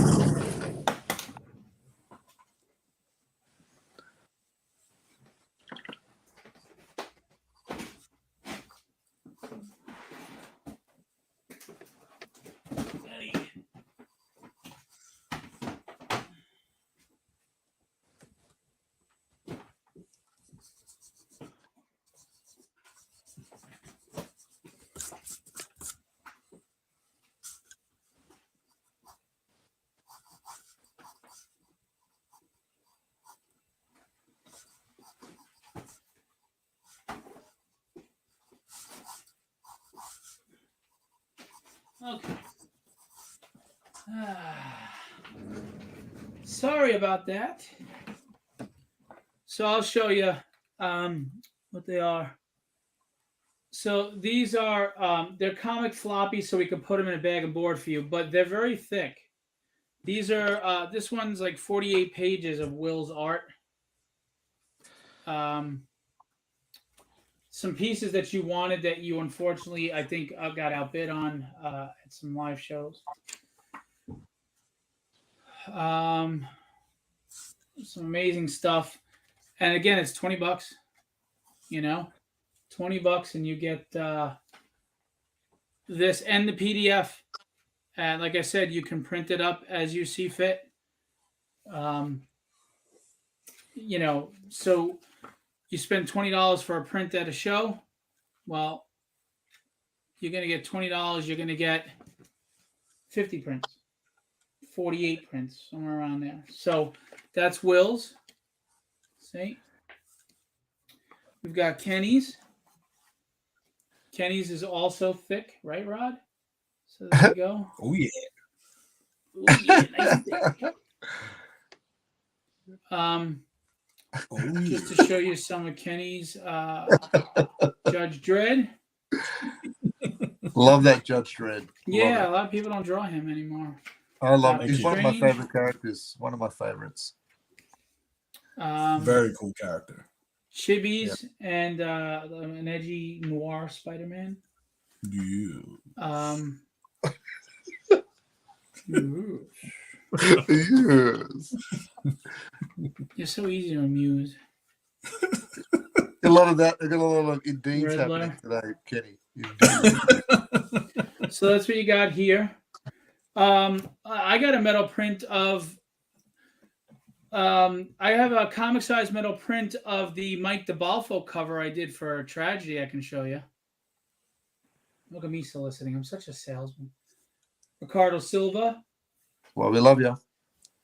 It's my job. Indeed. I apologize to everyone, but Ricardo Silva art, and he's got art commissions. You can get a real, you know, an actual piece of art by Ricardo on, or Kenny and some other people on the campaign. If you want to commission the art. Indeed. So that's what you got going on there. Indeed. Indeed. I like this Lois Lane a lot for some reason. They Yeah. really did a nice job on that. You know what? It's very classy. Yes. Like Yeah. it's like it's sexy, but it's classy at the same time. I think he did a really good job on that piece. I agree. Dungeons and Dragons. So this is the kind of okay, I'll show you, Terry. This is the kind of art you're gonna get out of the books. All right, we got Carlos and we got Rob. Again, these are all thick. Yeah, Bilbo baby. Spawn and Rod, the master of thick. Thick like waffles, Yeah, baby. With peanut butter. What? What? What? We'll say what? What? You got knocked up. Out. All right, hang on one second.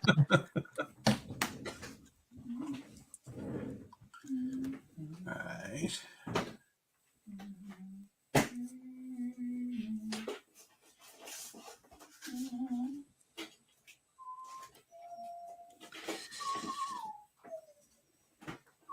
I love it when a plan comes together. How's the Thundercats going? Yeah, like So I was a little iffy right here, Yeah. but like it worked out because it's that angle, you know. Yep. Because you know how like curves the fingers. Yes. I was a little like iffy right here and right here, but it worked out. It's funny what a bit of time takes too. Like just seeing it afresh, you think, oh, I see it differently. So, like that. Go ahead, sorry, guys. Finish what you were saying, and then I'll show her. Oh no, I was gonna say that. Like I tell my kids all the time that you're not married to whatever you compose. The forms are subject to change as you render. Yeah, right. You know what I mean. But that's all I was gonna say, Phil. You may proceed. These are the metal prints. The Mike DeBalfo cover. Let me pull it out. The light is reflecting on it. They're comic size, so they're you can fit more on your wall. All right. And like I said, it's Mike DeBalfo, which is he knows how to draw women. So that's that. I have those for sale. I only have a limited run. And I just want to remind everybody, while we're talking about art books, it actually correlates because Kenny and Will are both in this art book as well. I probably should have threw it on the campaign now that I think about it. Dumbass that I am. The Tragedy cover art book for the first 2 issues. We got that full. That artist. You got the Ian Churchills with the color variants. You got Will Playton's cover right there, along with Chance Wolf. It's 50 pages. Chris Madd, Rob Powers, which is on the campaign. I should have put this on the campaign. Maybe I should put it as a mid. What do you call it? Mato Zapata, who's part of our team. Mike Mez Phillips. And then we got big names, Will Spatasio, Ian Churchill. Here's Will Spatasio, 2 color variants. Shelby Robertson and Ace Continuato. Roy Mercado.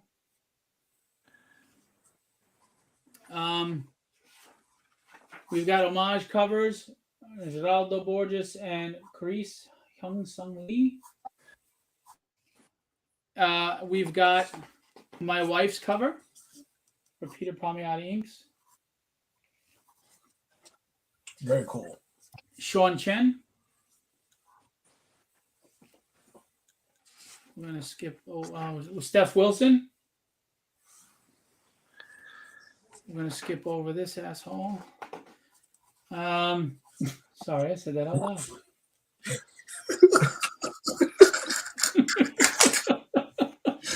Tyler Kirkham and Len Danovich.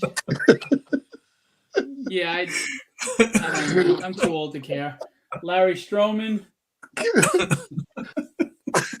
Jerk off is a jerk off. Brad Voth, and we got Ryan Kincaid here. Terry loves Ryan's work. I know that. Idan. He's awesome.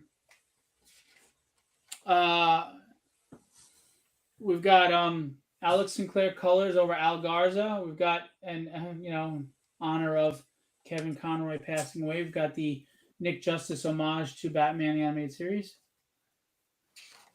and we've got Kenny's cover, and we've got Alex Sarabia's cover. So yeah, I should have put. Should I put this on the campaign? Add it to the campaign or no? Why not? I didn't think to do it because it's tragedy, but I just realized all of you guys are in here. You all did covers for me, you know? Yeah. Ricardo did covers. He did 2 covers. Yeah. I mean, should I? I mean, and if you don't want me to, I won't be offended. And then the black and white of assholes cover. And then my kids. We're 8 and 6. Go for it, dude. I mean, I only have a handful left. It's all value add. It's all value add. Indeed. I mean, I only have, honestly, I think I have like 8 books left of this, and I'm not printing them ever again. They're done. Yeah. I will not print them. So I don't know if I should throw them on there or not. Well, it can't hurt. Yeah. I don't know if people want it though, and I don't want it to intrude on you guys and your books. Well, I mean, I look at it this way. Anyone who's like supported the campaign up to this point, you know, I humbly thank them, right? You know, because the campaign itself is chock full of tremendous talent. You know, except I'm not on there yet, but yeah, I hear you. You know what I'm saying, and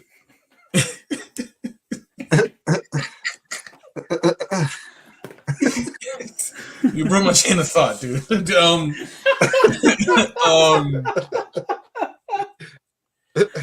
And you know, even if like no one or very little people like support me, or you know, like me directly, I mean, you know, and support a lot of the other guys, you know, we still all, you know, look great.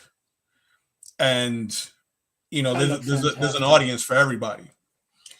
You know what I'm saying? That me personally, I love Will's work, and I'm not pandering, but it's like I genuinely dig what Will does and the textures that you know that he's able to convey, you know, using the mediums that he does. I love the way like Ricardo draws women. Like it's very clean. It's very 90s, and I love that. You know, Rob Powers is another one that like one of my clients, one of my like long-term clients. I told him about the campaign, and he absolutely loved Rob's work. You know, he loved the whole mashup idea. You know, so he pledged on Rob, myself, and Will. You know what I mean? So this is a campaign that, sure, you want to support the individual that you know personally, but this is a campaign for art lovers in general. Yeah. Well, you know? I mean, I think that's one of the great things about this group, and you're just proving it, is that we're all for each other. We're not just out for ourselves. And we also see the big picture for Legendary Illustrations and what it means for all of us. Even if one person doesn't have immediate success here, in the long run, they will experience it through the success of everyone. You know, the rising tide raises all ships. And I think that's a wonderful attitude that you have. I know Will shares it. Yeah. Ricardo's like, screw all you, it's about me, but no, I'm just kidding.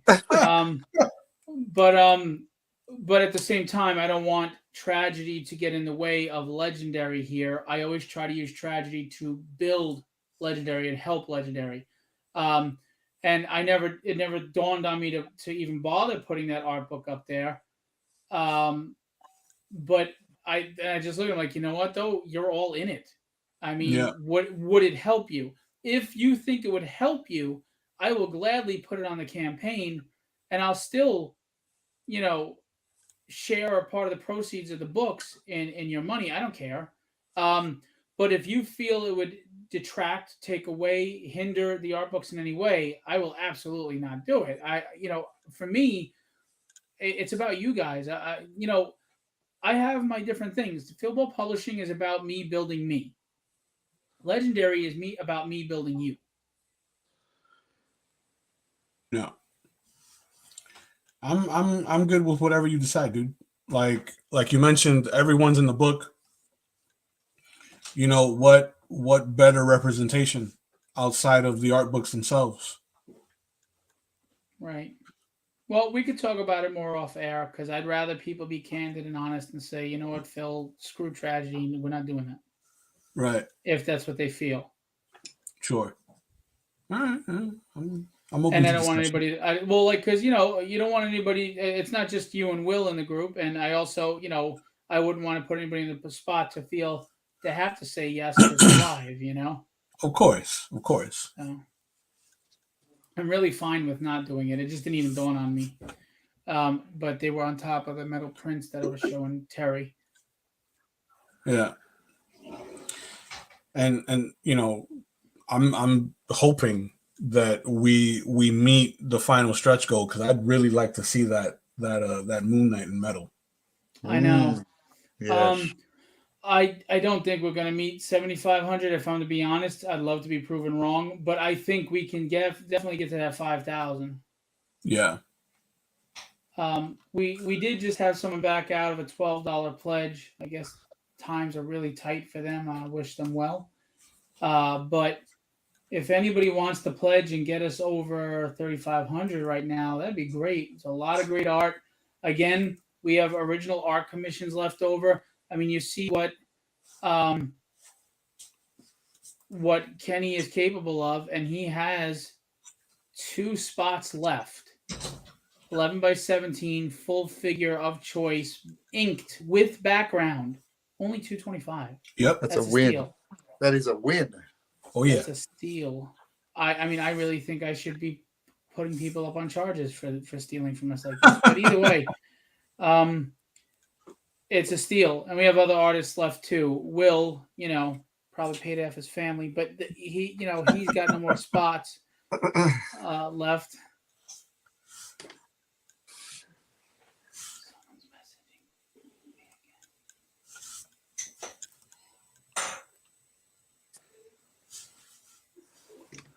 Joe did another animated series homage. Late. Oh, what one did he do this time?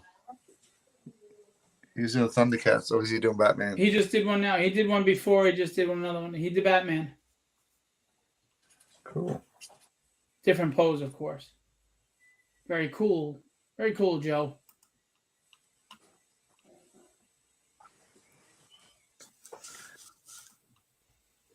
Okay.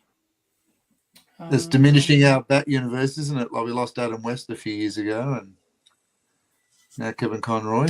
Yeah. I saw a nice. Oh, that's the same piece actually with more added definition. Sorry. Okay, it's the same piece. No, it is a different piece. You did one in the notebook. Oh, I didn't see when he sent it earlier. The second one. Okay. Yeah, I saw a really nice tribute piece by an artist who drew the animated Joker, and it looks just like a cell, Yeah. And he's looking down, holding the cowl, and it says, you'll be missed, or I finally got you, and I'm not happy about it, or something like that. It was really touching.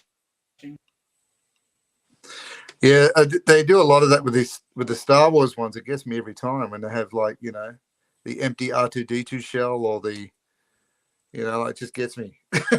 Yeah. Damn them cartoonists. They get me every time. Hit me in the feels. Right. And they're so quick, Yeah. It almost feels like they have it ready to go. Like ready to go. The only one I don't believe does that is Bill Sienkiewicz. I mean, he just, you see him thinking about it for the week and working on it. He does some beautiful tributes to people. Yeah. Word.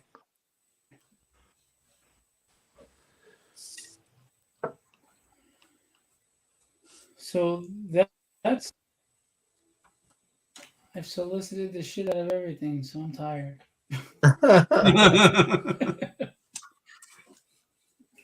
Is that it for convention season I'm now, Phil? nonstop. For me, it is until next year. I haven't even signed up for any shows yet. I got to be honest. You do need to do shows, and you do need to be out there and network. But I can't keep throwing out all that money to shows, and people aren't buying.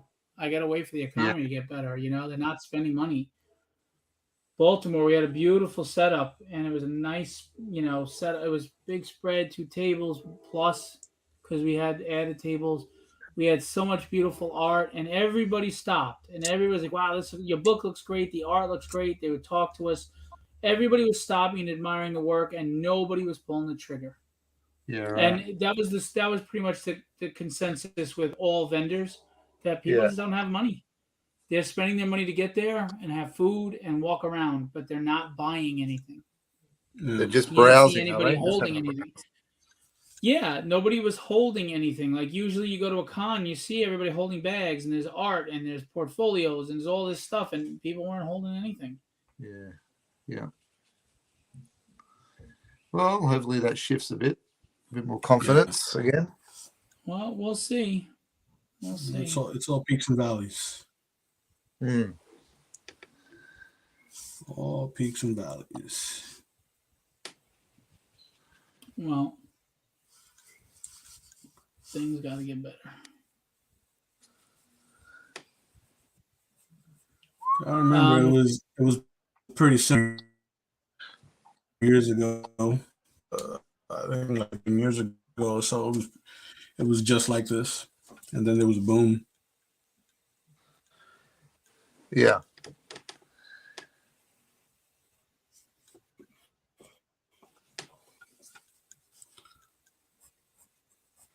Well, So either way, I'm sure we got to ride the storm. And we will be having a Cyber Monday sale. Absolutely. Like so. Okay.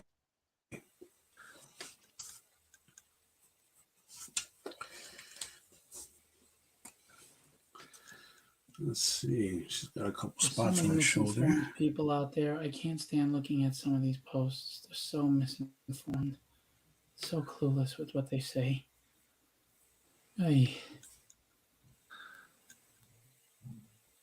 The dumbest people are always the loud ones in the room, except for me. I'm smart. Of course.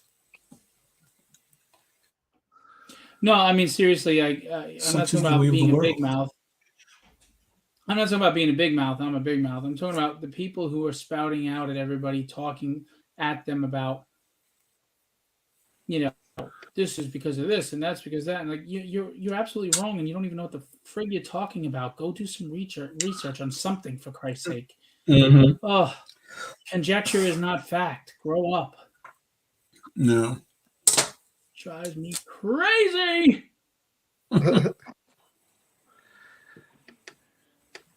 I get cuckoo for Cocoa Puffs. All right. What's up with this? The art book campaign has not gone up even one. Come on, guys. Come on. I love when I get up in the morning and it's jumped. Like it's because it's obviously been a whole day in the States. Well, don't forget, cool. A lot of people are at the movies today. Oh, yeah. Wakanda Forever. It is the release of the Black Panther film, so. Right. That one of my students canceled today because he got caught up at the movie. I don't know the last time you guys went to the cinema. So last time I went, it cost me a fortune. So the economy's not that bad. People are spending money on that, Yeah, the last movie I saw, I took my son to go see that most recent Minion movie. Oh yeah, I did that too. That came out over the summer. The villains were cool. I like the villains. Yeah. That was it. Yeah, I do. The villains are very clever. Yeah, I like name and design. Yeah, that made me laugh, but that was it. The kids enjoyed it. Of course. I was clearly walking into it for an intellectual experience, and I didn't get it.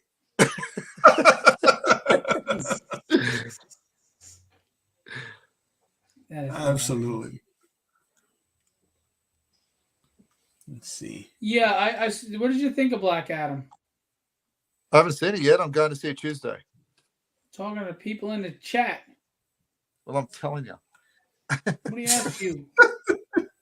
Draw, monkey, draw. Yeah, here we go. We're back there again. Hell, if I wanted to hear from you, if I wanted to hear from an a-hole, I'd fart. I think you need to start wearing a Curious George yellow hat. I think that's what you need. Yeah. My father used to say that when someone was dumb, he or say something stupid, go, look, if I wanted to hear from an asshole, I'd fart. That's clever. That's awesome. Yeah. And if somebody was like driving slow or turning it and slow in a car, he'd yell, for Christ's sake, this is not a career move. That's a good one. That's a good one. Yeah, my dad, he's got a lot of good ones, to be honest with you. It's not a career move. I thought Black Adam was pretty decent. I don't know if it was rewatchable for me, but it was good. When did Hawkman become so fucking strong? Like I got people like annoyed with me because I asked that. It's like Hawkman's the strength of like 10 guys. He's not Black Adam's strength. Black Adam will fight Superman and Shazam, for Christ's sake. There's no way Hawkman takes a punch from him. I don't give a shit if he's wearing nth metal. There's no way. Here's the thing. You're allowed to ask. Everyone, you're allowed to ask. No, you're not. Right. Not on Facebook. No, I stand strong on that. You're allowed to ask. No, you're not. You are not allowed to ask. No soup for you. You're allowed to ask questions. Well, we've become in a society where you're not. If you ask a question, that means you believe in what you're asking. It doesn't mean that you're looking for truth. And if you dare ask for truth and it doesn't align with somebody's beliefs, they go nuts on you because people are stupid and suck. Anyway, now people, for the most part, people are good. It's the loud ones that usually suck. The quiet, the good people usually don't say much. They stay quiet. Those are typically the smarter ones.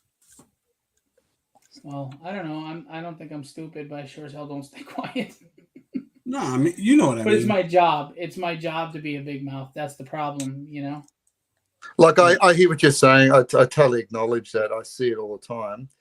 But I just completely delete that from my reality. Sorry, I don't accept that, and I want a world where we grow, and you can't grow unless you ask questions. And that's what I promote with my kids in class. And, those people who want to counsel, sorry, you go over there.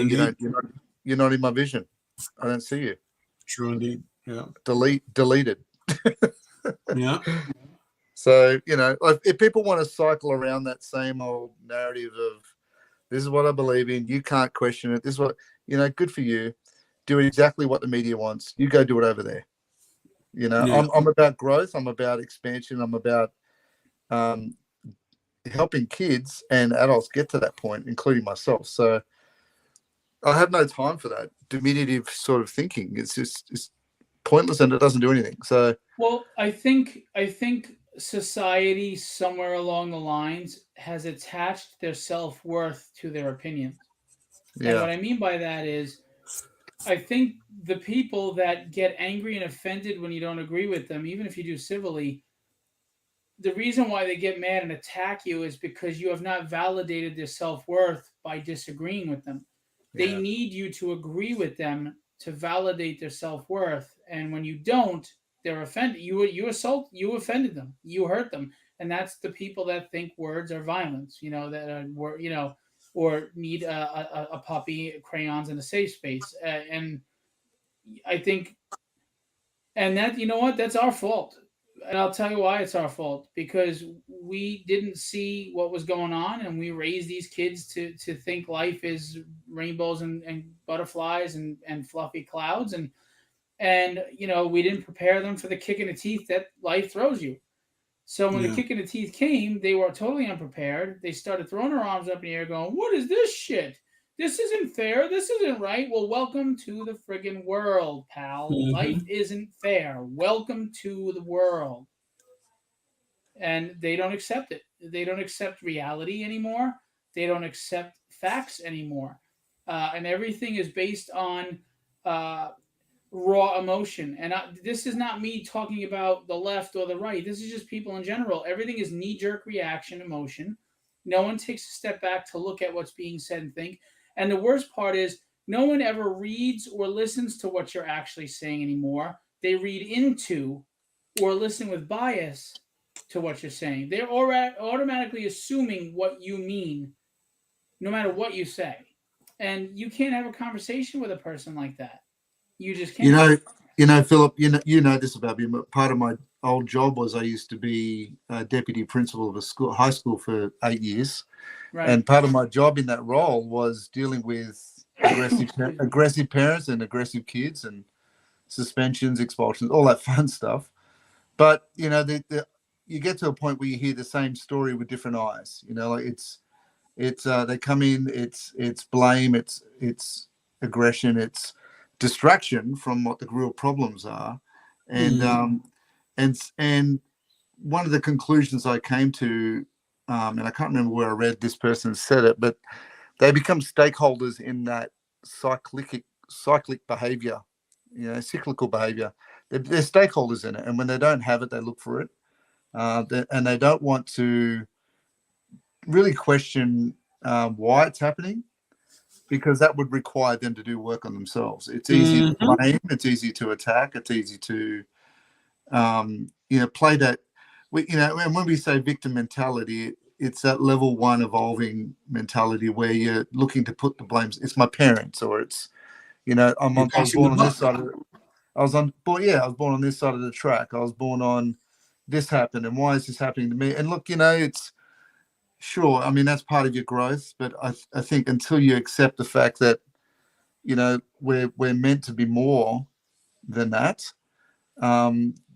then that's where they're at, and they don't change that, and that becomes the coding for their children. The kids hear that, the kids do that, and it becomes that's where you get generational poverty, and that's where you get generational slave codes in terms of I work till I'm dead kind of stuff. It's that same stuff that's imparted. This is how my mum did it, so my dad did it. It's why I do it, and it's the pattern, like you said, the cyclical pattern. Right, and I think, and there is no introspection.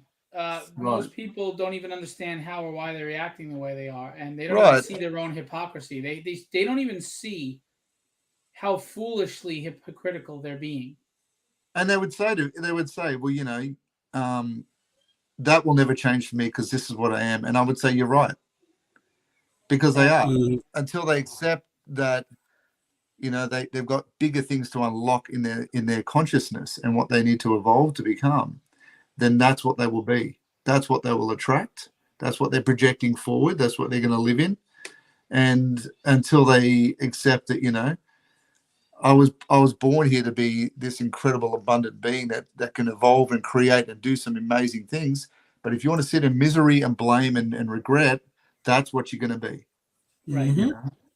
So, that's why I don't accept it. I don't accept people canceling, because if I didn't get a chance to ask questions, then I wouldn't have unlocked my next stage or the next stage. The learning comes when you can critically talk about things.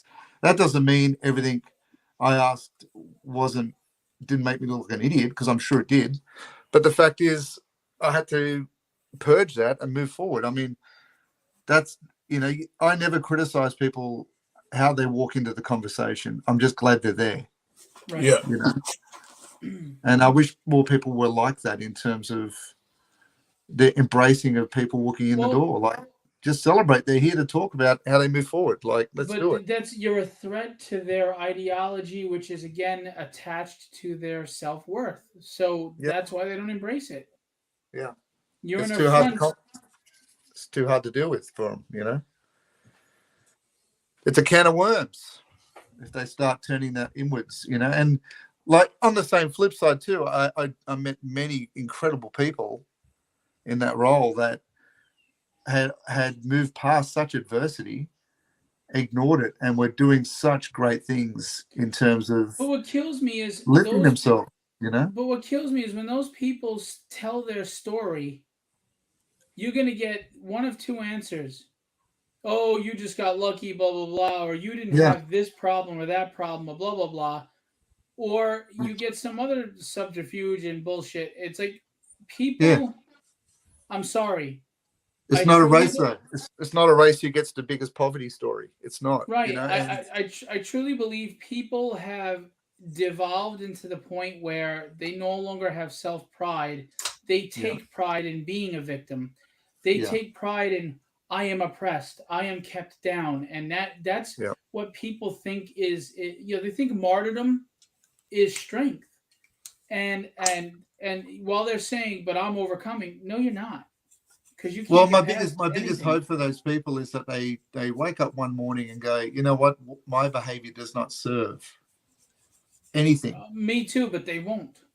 Yeah, well, I'd hope they would, you know, and I like to think that, you know, I think our society, with all its faults, are becoming evident because we're evolving, we're waking up. There's things, the fog's clearing a bit, and I think it's happening more and more. But I think, you know, I would hope that one day these people wake up and go, you know, what I do does not serve me getting better. In fact, I see other people doing it. How do they do it? You know? Yeah. Yeah, I think you have too much faith in their ability for introspection. I mean, these people don't. They don't. I mean, yeah, I shouldn't go down that road, but. Well, I only say these things because I've seen it happen, right? I'm not sort of talking from the cloud. I mean, I've seen leadership in these areas have great effect with people. I've seen, that's why the life coaching thing's sort of taken off a lot too. I mean, people are seeking, and it's good, you know. Sure, there's going to be the ones that are, like I said, the stakeholders in their own misery, but there'll always be that, you know. Dude, I just think it's being bred more and more, though. I think it's being taught. I think they're being indoctrinated into this woe is me, a self-defeating thing. Yeah. And I don't think people want hope right now. They don't want better. I mean, if you did a positive, upbeat story right now, you would get hardly any attention. But if you make it a Superman archetype that is melting people's faces off, they're all over it. Yeah. I mean, look at our entertainment now. It is so dark and gritty everywhere. Now, I like dark and gritty when it fits. Tragedy can be dark and gritty. But not everything has to be tragedy. Not everything has to be The Boys. And tragedy is nowhere near what The Boys is, just so you know, for people who haven't read. But, I mean, look at Superman. He's always depicted as angry with his eyes red now. You know, and it's like they feel this power and strength in either being angry or being a victim. And, you know, I was brought up being taught, like Star Wars, power, you know, you might have an immediate quick surge of power from anger, but in the long run, it is weakening you, it is destroying you, and it is not going to make you stronger as a person. It is the path to the dark side. Correct. But it's true. It's true. You know, as much it really was true. Joe said, could a kid-friendly comic do well today? You know what, Joe? We're about to find out in January, and I don't know. I'm about to do my dynamics in January. That's a kid-friendly book, and I doubt it. I honestly, I have a feeling that my prose book isn't going to do very well. Dynamics isn't going to do great, but it'll fund, but it won't do great. Tragedy 5, I have no clue what's going on with that right now. This last campaign threw me for a loop. And Withered, I think, might do well because people like dark. Oh, cool, Satan. He looks nasty. Does he rip faces off? You know, I maybe I'm being cynical and hypocritical here, but I don't think people are really looking to be inspired these days. because I see people try to inspire. They go, "Oh, who are you? Why are you talking down to me? Like, what have you done?" I mean, that's your response to someone trying to motivate and inspire. We're in a generation. How many posts do you see? Say prayers for me and my family because this happened or that happened. I had a knee surgery a few months ago. I didn't tell any. I told you guys so you knew when I was resting, but I didn't make public posts. Right. I only made a public post about my COVID because I was missing work. Clients, I wasn't reaching out to clients because I was so sick. I almost died. And they were like, "Where the fuck is this guy?" And I didn't want to ruin things. I ruined things for a few people because I couldn't get back, so I had to make those posts. But you have no idea what's going on in my life privately, my pains and my sufferings. I don't make them public because I don't need that attention. I don't want you placating me. It's okay, prayers for you, and I get 300 likes, but nobody really gives a shit. They're just making themselves feel better by saying something nice to me to comfort me. Right. I don't care if you like me. Respect me for my accomplishments. Because you can respect someone you don't like, but you can't like someone you don't respect. Right. I've got my share of people who don't like me, and if you listen to them, you'd think I was the worst person in the world. I don't think I am, but I guess that's subjective, right? But I don't care. I don't care. Oh, call me a duty head. Call me an asshole. I don't care. I don't care. But I do want this industry to respect me for my hustle, my body of work, my achievements in the industry. Not, oh, I'm so sorry you feel sick or you lost this or that happened. I don't want that. I don't need pity. I need respect because I grew up in a generation. No, I don't want it. I'm not a victim. I mean, there are people that are victimized in the world. Absolutely. I was, I had a rough childhood. There's times where you are a victim. Okay. But when I say there are no victims, I mean, in general, you may be a victim of an attack or an assault or something horrible, and God forbid, I hope nobody is.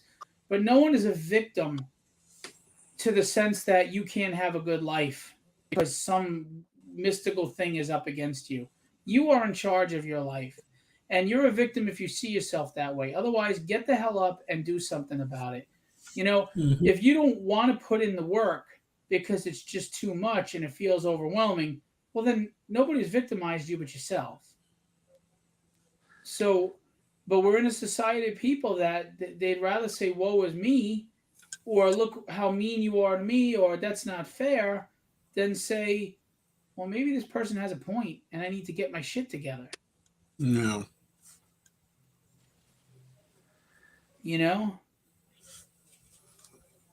We have too many people focused on the wrong things, in my opinion. If it's important, if a pronoun is important to you, okay, but at the end of the day, well, you're so focused on that pronoun, what are you doing to improve your life?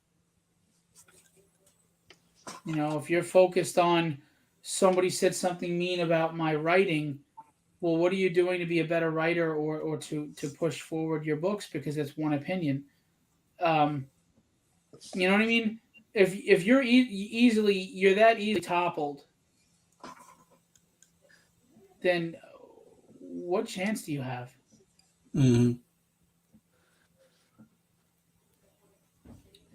I just think I don't know. It concerns me with my girls. Like I tease my girls a lot. Like the way I bust Will's balls, because I see him as kind of childlike. But when the way I bust Will's balls, I bust my kids' balls. And I had someone say to me, "Why are you always like on your kids like that? But you're kind of mean." I go, "Did they look like I was mean?" They laughed and said something clever back. Because yeah, but do you really want to be blah, blah? I go, I'm teaching. I don't do it all the time, but I'm teaching my kids to laugh at yourself and not take things seriously. That when the kid in school does say something mean about them, they can laugh it off and not think it's true. We got to teach our kids to toughen up. We've babied them so friggin' much. Holy crap. I don't know. I love my kids too much to to not get on their ass when they need it. Does that make any sense? It does. Yes, sir. It Oh, does. hang on. Kenny said it again. It needs to be indeed. Indeed. Indeed. Indeed. Indeed, you are powerful. Nah, I'm a firm believer in that, man. I mean, my I'm the same way with my son. You know,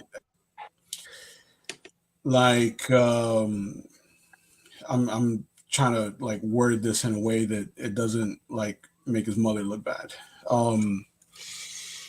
So my son and we have a very candid relationship, right? And that's a relationship that I've like Nurtured. nurtured since he was able to talk, right? That I've always been seen as the disciplinary in my son's eyes because my son respects me, you know, and it's not because like, you know, I'm trying to teach him to be a hard ass or anything.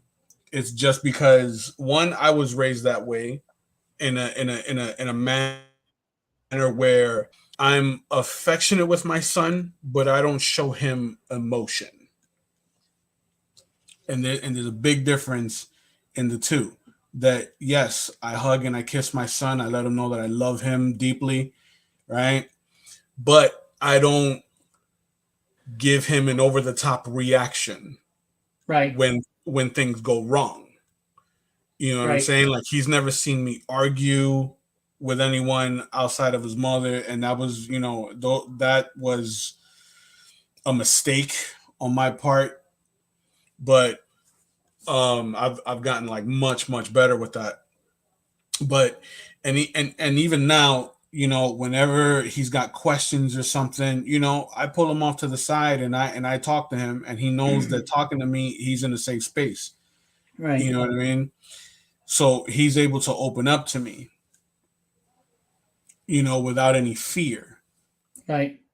You're building a And trust you know, there. his mother, of course. And I had a discussion with his mother because he doesn't have that same relationship with his mother, you know.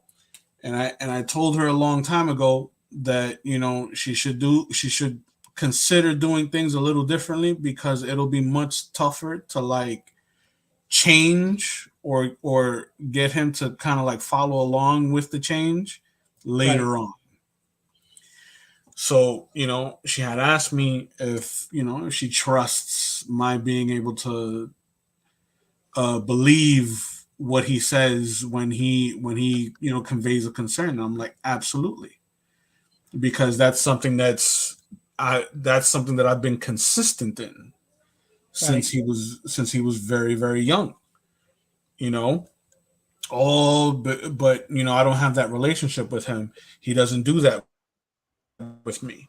As you know, he's seen you be very intense or have intense reactions to things.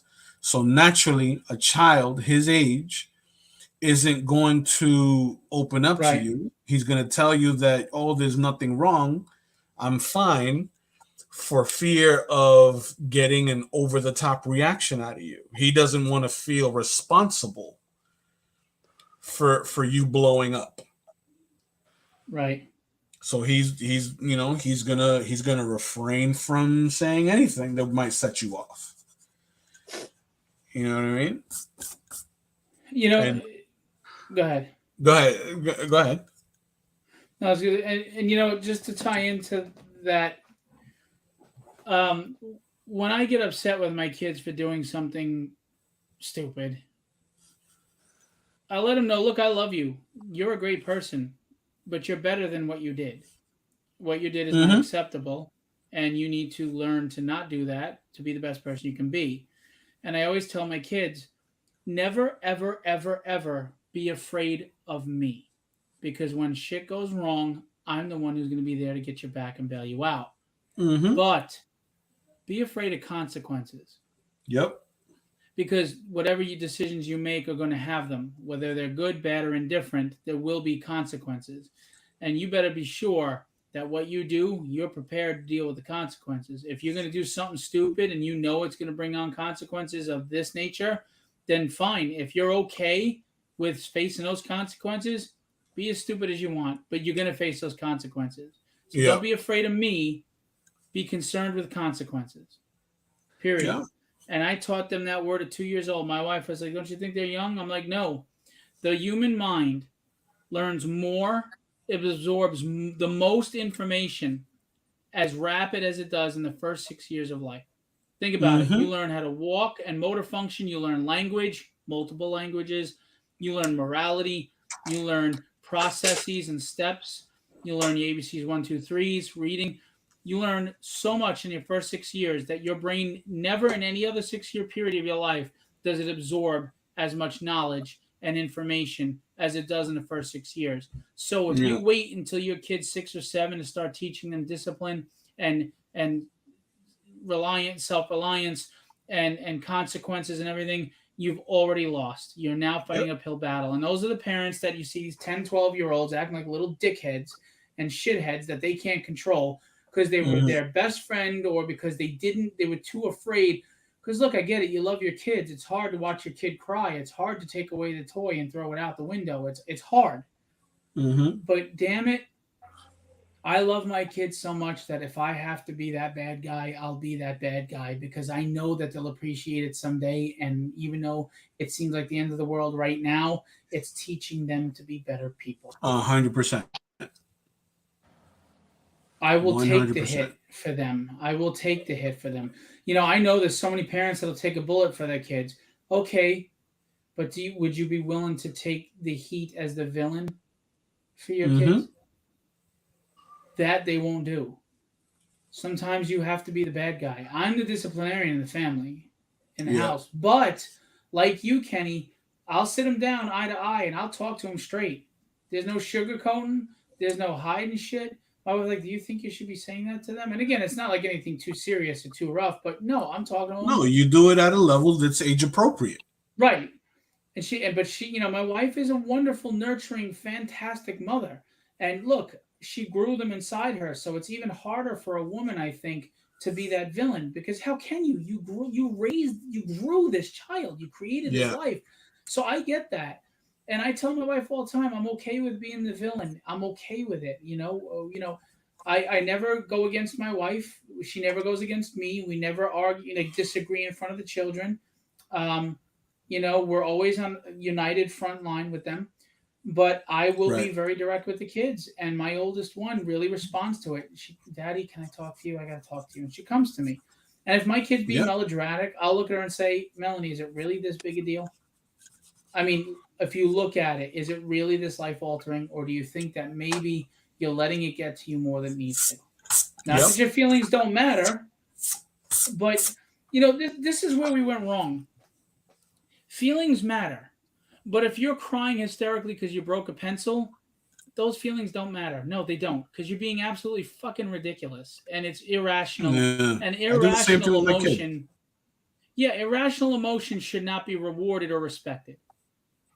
You know, if you come to me, someone's picking on me and I hate going to school, that's real emotion. That's something serious. But if you broke a pencil, what's a pencil? And you start going nuts, you need to get a freaking grip. Period. And my oldest, when she's really tired, she has meltdowns and she goes batshit crazy. I mean, And my wife will try to console her, and my wife will try to console her. And I sit back and I let it happen. And then I finally go, Melanie, cut the shit, straighten up now, get up to bed. You'll feel much better in the morning. Stop crying. Yeah. And she stops. And I go, I love you. And I'm sorry that you're feeling this way, but it's all because you're tired. Go get some sleep, and I promise you'll feel better in the morning. And if you don't, then we'll address it then. And she's fine. Yeah. You know, you got to know sometimes when to cater to the emotion and when to say, cut the crap, will you? Just get a grip. Put the freaking safe space and the puppy away, okay? People can't even travel without a dog anymore or a cat. And they're not service animals. There are people that need service animals. They're blind. They're deaf. They have PTSD. They have other things going on. They need service animals. This is like insulting to those people. I just need a cat with me to feel loved. Oh, Mm-hmm. for crying out loud, get a therapist. I love my cats. Cats are family, dogs are family, but no, I'm not taking them with me on a freaking plane. No. Mm-hmm. No. And then what are you doing to that poor cat? With those altitude changes and their ears are popping? Yeah. Don't do that to cats. Leave them. Let the freaking cat stay home, cuddled up, warm, eating shit and pissing and playing. Leave it alone. Because you need to feel safe. Yeah. By the way, what is that cat going to do? Kung fu fight for you if someone gets in your face? Maybe if it were Heathcliff. Yeah, right. I just don't get it, man. Yeah, SWAT cats. There you go. I just don't get it. I don't understand. I don't understand this. It's like, to me, a hero was always, yes, they felt pain. They felt self-doubt. They felt these things, sure. But despite those feelings, they stood up, jaw up, chest out, and they looked in the face of adversity and said, F you. Bring it. That was a hero that inspired me. Now it's they fall apart and crumble and they have to be built back up again. Yeah. I don't know. I just don't get it. Dude, this looking awesome. Let me see Shazam. Wow. Beautiful work, Will. Thank you. The tones, just the skin tones, the rendering, it's just amazing. No. So who wins, Shazam or the genie in Aladdin? Oh, Shazam. Yeah. Yeah. Shazam's like 100%. a god. 100%. Shazam kills stuff. Like you watch those cartoons, he's killing stuff. I know. 100%.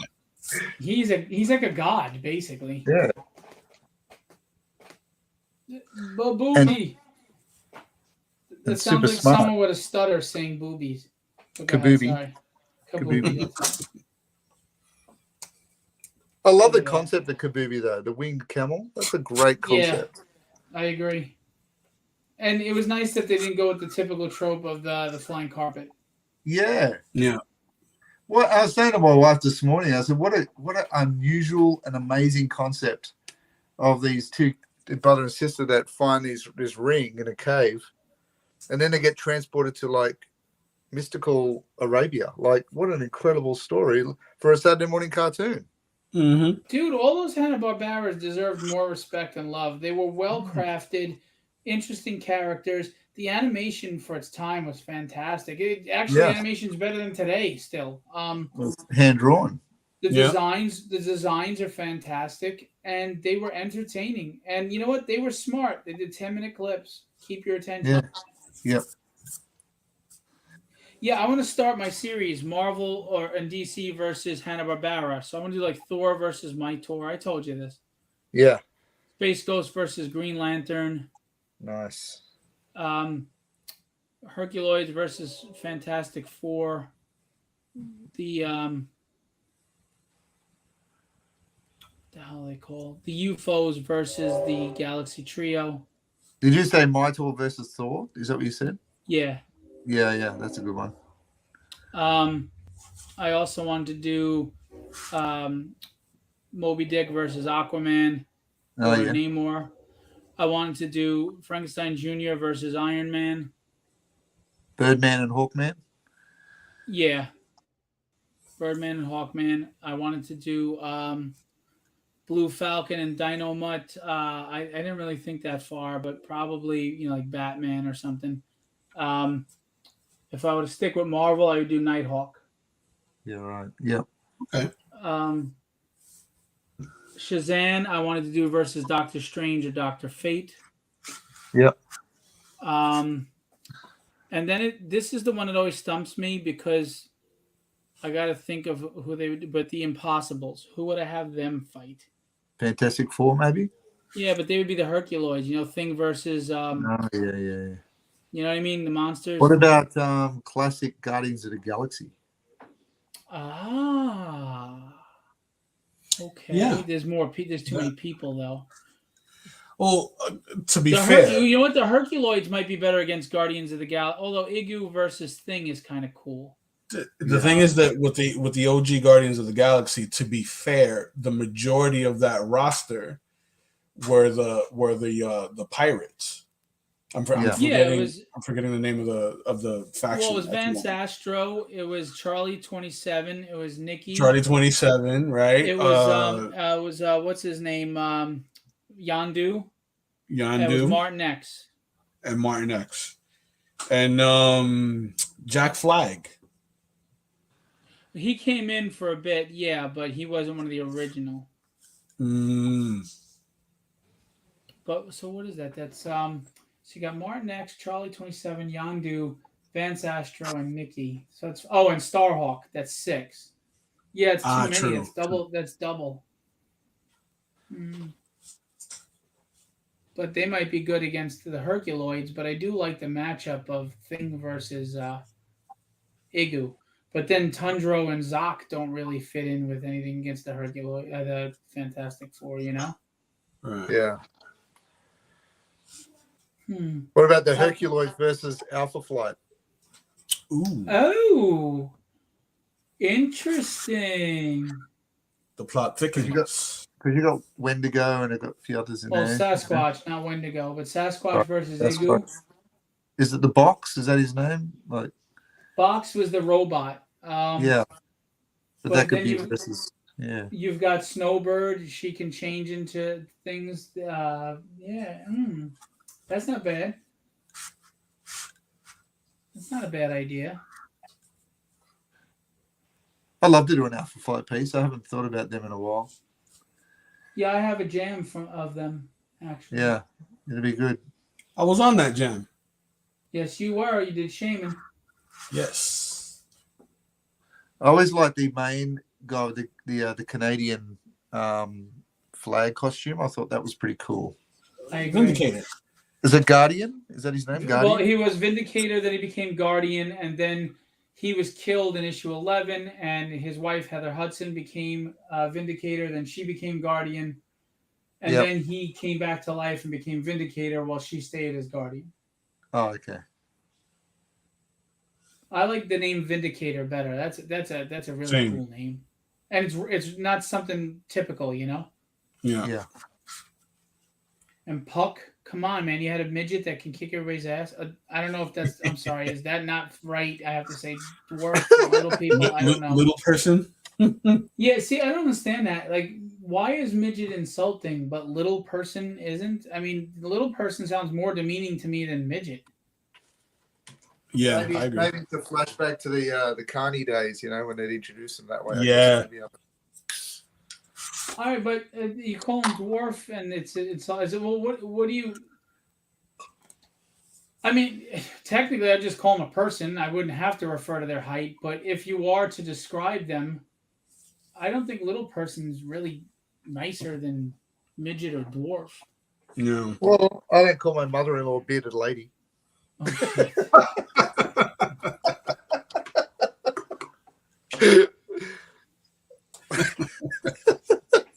Oh, you know what? Oh, you know who might be good against the Herculoids? The new Defenders that had Valkyrie, Gargoyle, Beast. There you go. Angel. True. They might be good against them. True. Or the Champions. Yes. Interesting. So Gerald's missed 2 weeks in a row. What did we do? Unprofessional. I know. Unprofessional, Gerald. Maybe it's because we're doing larger pieces, not one-shots, maybe. Yeah. Nah, but he would still join in. He would still join in and like pick a character. He'd still pick one from yours and one from his, and each week he'd have a different mesh. Come on, Gerald. Gerald, what are you doing?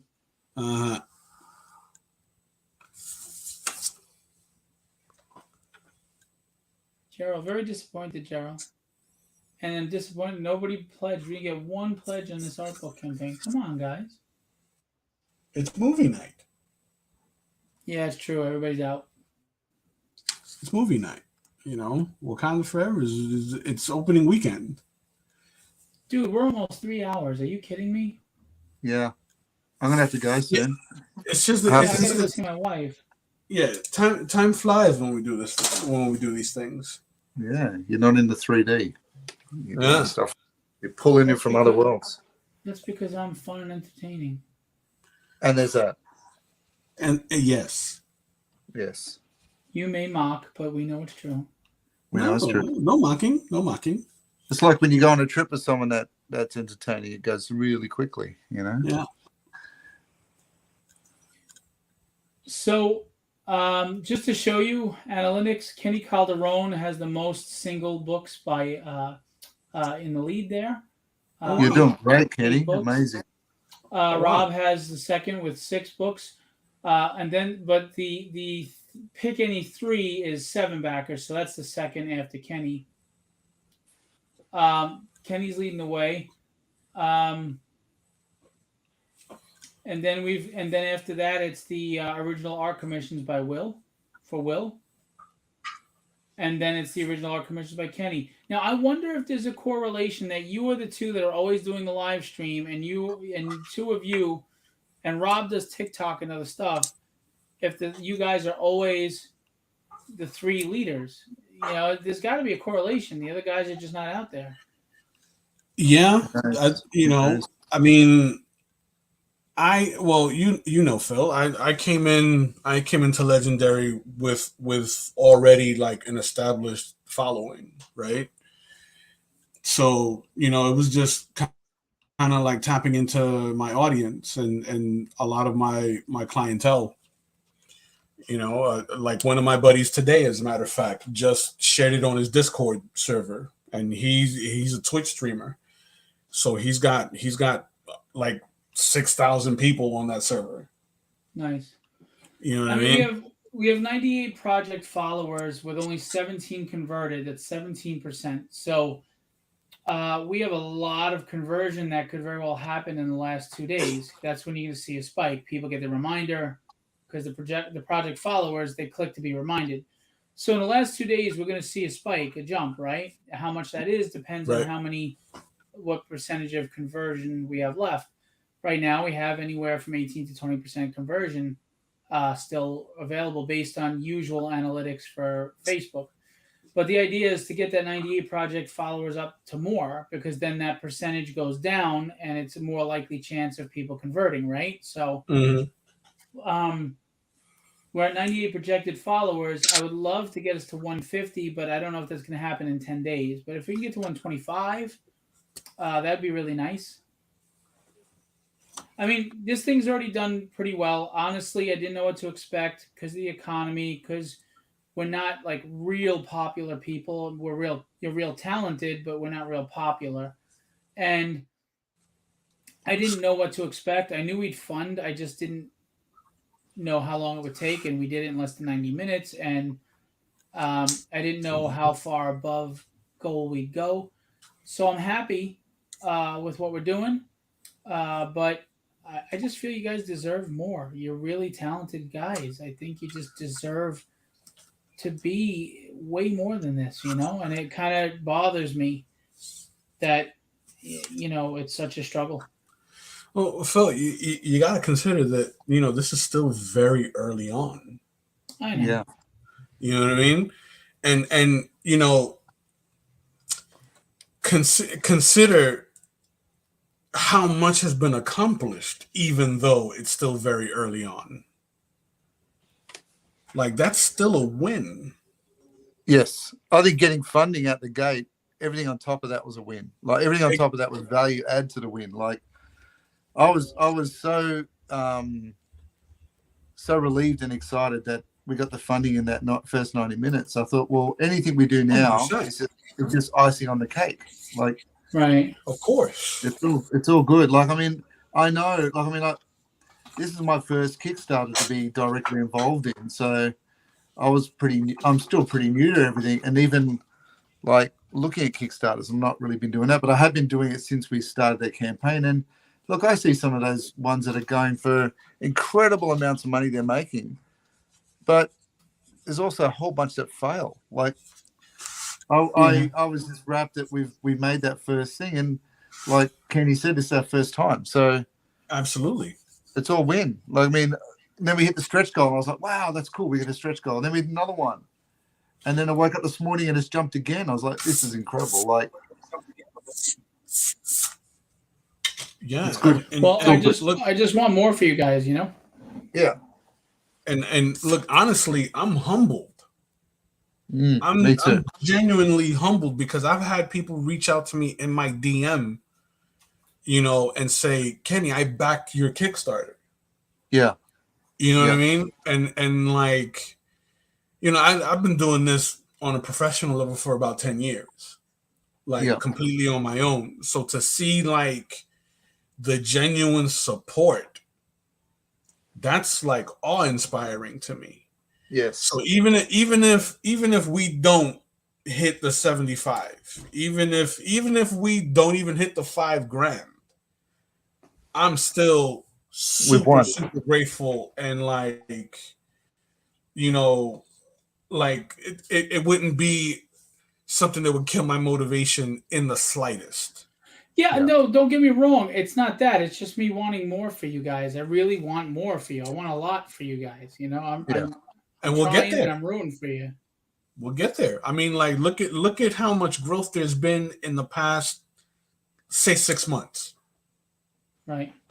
You know, and I'm speaking individually. Like for each one of us, and then look at how much growth there's been collectively. That's still a win. I mean, a real key indicator for me is how much we're producing too. Like, indeed. I mean, we are really head to the grindstone, just cranking quality work out. I look across everyone that's producing. Like, every time there's a post up in our legendary group showing something we're doing, and I see an Alex Arabia piece, I see a Rob Powell, I see Kenny. It's just endless, and I mean that's an indicator of a group that's moving. Indeed. You know. So what do you think? What do you think? And even you know, every putting in the work. Yeah. Putting in showing up. What do you think attributes to you all of a sudden putting all this, you know, doing all this art? Dude, I draw for like 16 hours a day, period. Right? And I do it because I love it. I do it because I invite the challenge of doing something outside of my comfort zone. You know what I mean? And as a result, in the past 2 months, I've noticed an explosion in the quality of my work. Yeah. You know what I mean? And I can see it in everybody else's work. I saw it in Alex's work when I saw him in Baltimore. Yeah. You know, even the stuff that Gary's pumping out lately, like, dude, you know, it's one of those where, like, you know, you put in the work, you see the results. Yeah, by the way, happy birthday, you know Gary. What I mean? Yes, indeed. Happy birthday.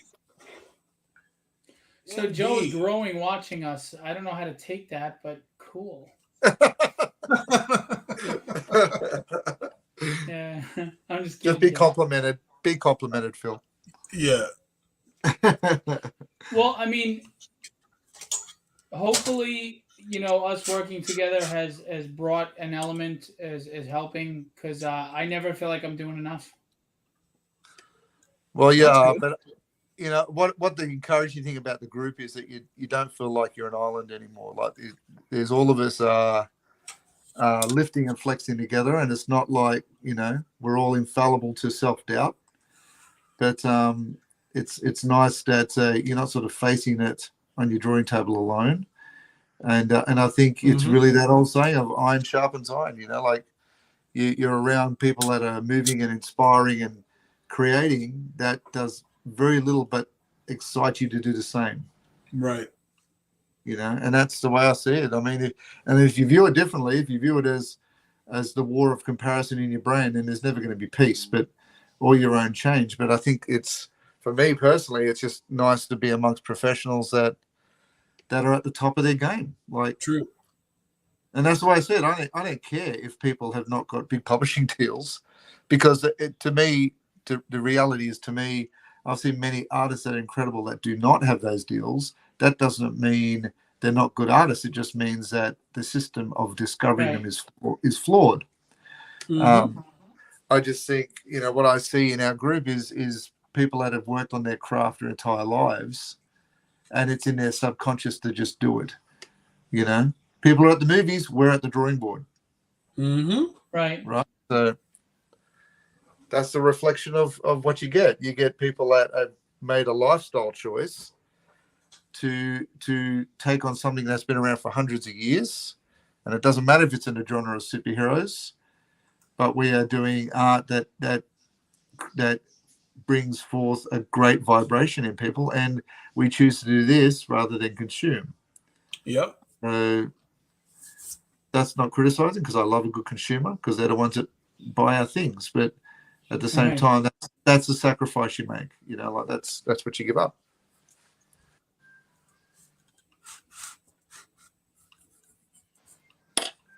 So I think it's good. I think the group's great. I think what you're doing, Philip, is spot on. And I would never expect any more than you're doing, because I know you're doing 150%. Of course. And I hope you feel that we're honoring that as well, in terms of our necks that we've stretched out in terms of effort and absolutely. Sacrifice. Mm-hmm. Absolutely.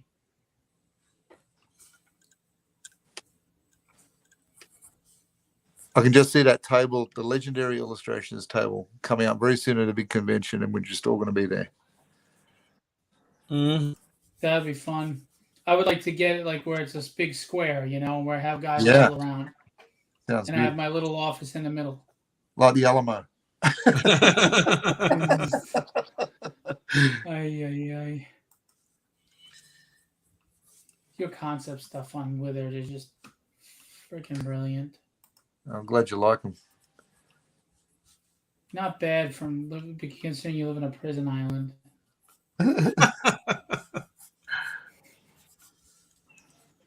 Elson Christopher goes, "This is phenomenal," and I almost wrote, "No shit." What's that? I like Elson. He's a cool dude. I posted Prince of Darkness and Rage today. Oh yeah. And Elston Christopher, who does a phenomenal indie book called Rabbit's Badass Song. I mean, I really highly recommend it for all of you. I really do. It's a really great book. I enjoy the book a lot. It's maybe my favorite indie book that I haven't written. Anyway, it really is. I think it's my favorite indie book. So he wrote, when he saw the concept I designed that you drew that I posted today, he said, "This artist is phenomenal." I was like, "Well, where the fuck you been?" I just wrote. I'm 150 years old. That's great. And then Greg Johnston was like, "Will is amazing." I'm like, "Well, that's nice. Show us Thanks, with Greg. your money." Thanks, Greg. Greg's been a big supporter of everything I do, actually. And he's an honest guy. He'll tell you, friend to no friend, this is okay, or this wasn't as good, or it was but you know what? I sent him Tragedy, and he says it's, he loves it, and he really thinks it's written really well. And this, he's got more scripts than you guys, but he read the dynamics, and he's like, "Dude, this is great. I mean, it's a totally different book, and you write it really well." And then he read Withered, and he said it's his favorite so far. He loves it. Nice. So, and he'd be honest with me. I don't want to be surrounded by placators. Don't get better. Don't yes man me. I don't respect that, and I don't want you around me if you're gonna get me. I don't like kiss asses. I don't sycophants. I don't respect that, and I don't like that. I don't want that. I don't need that. I don't have that kind of ego that I need that, or better yet, I'm not that insecure that I need that. You know what you do like though, Phil? You know what you do like? Monkeys that can draw. What do I like? I was about to say, monkey. The like twins we would, you know, used this is a good topic. slingshots, yeah. They had slingshots, yeah. No, Wile E. Kit and Cat. They had pellets they pulled out of their. The little sacks. They had pellets they pulled out. I don't know little if they satchels. Yeah, I don't think they used slingshots. They had pellets. I thought they had a No, little I'm sure. bolo thing. Didn't have a little bolos like swinging it around. I don't know, wrapped around feet kind of thing, or was that one of the others?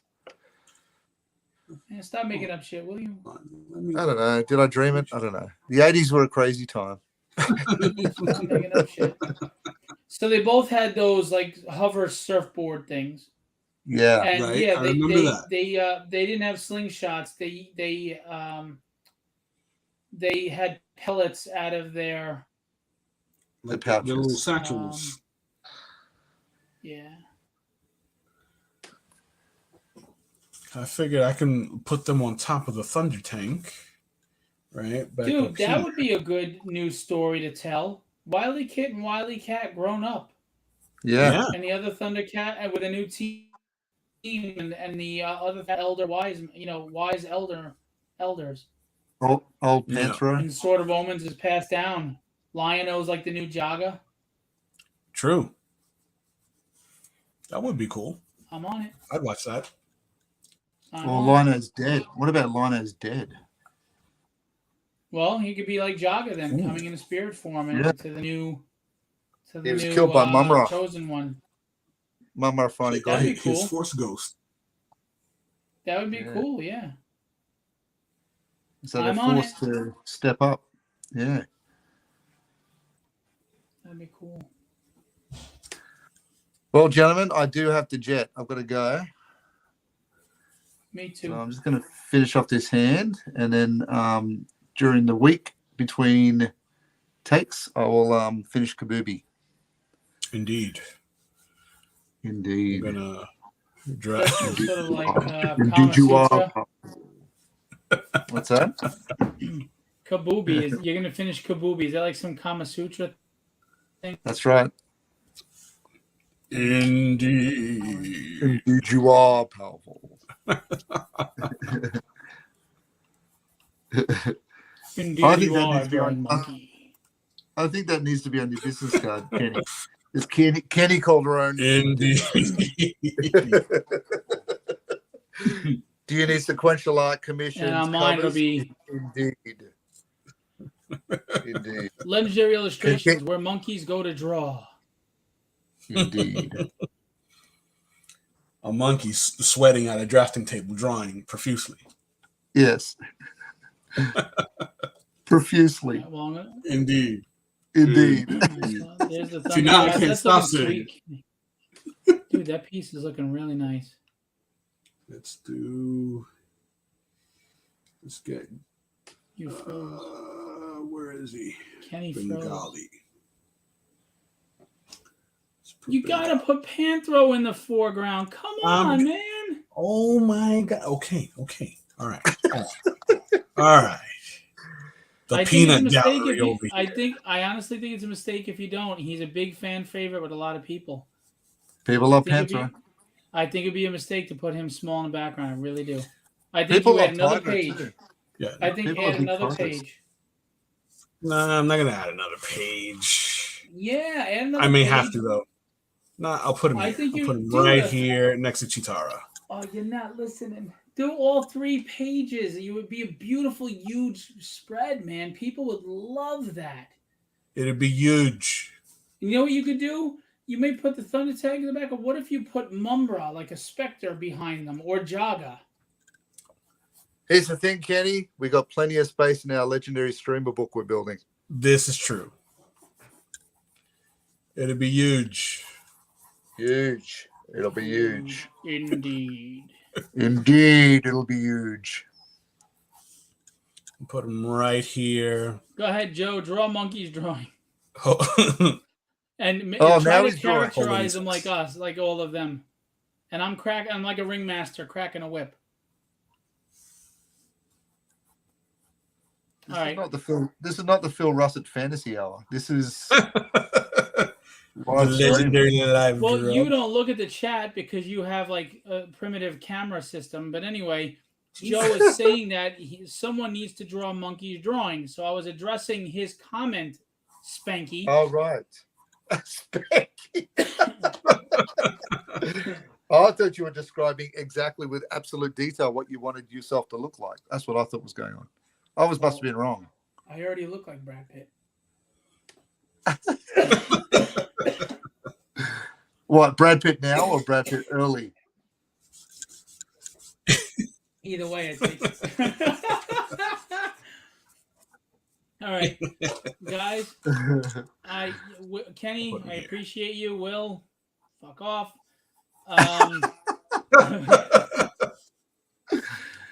In all seriousness, I appreciate you both. When are you starting on Joshua? Tomorrow? Today. Oh, really? Yeah, I've got to do a few chores in a minute, but then I'll come back and do it tonight. Oh, I'm excited. Listen, but I haven't given you reference. Okay, so we'll send what you're thinking through. I was going to base it really upon de-aging the guy on the cover of Withered, of Devil in the Details. But well, yeah, we're going to de-age him, but I have ideas of kind of what I want him to look like. Yeah, send it through, man. Absolutely. I appreciate that you giving me that permission. Thank you, sir. See what I have to work with, Kenny. See what I have to. You can't say anything. Who's the publisher writer here? You can't say anything. He's like, I was just going to do my own thing. Fuck the writer, publisher, editor. That's what I want to make him look like. Is this your story? Fuck you.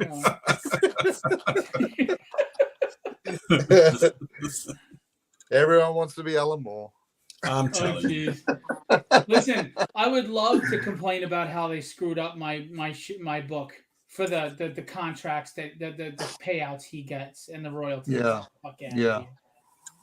Listen, as long as I can still do the comic, you want to bastardize the show, do what you got to do. I still get the paycheck. Yeah. And I still get to control the comic, Yeah. Is he doing anything anymore?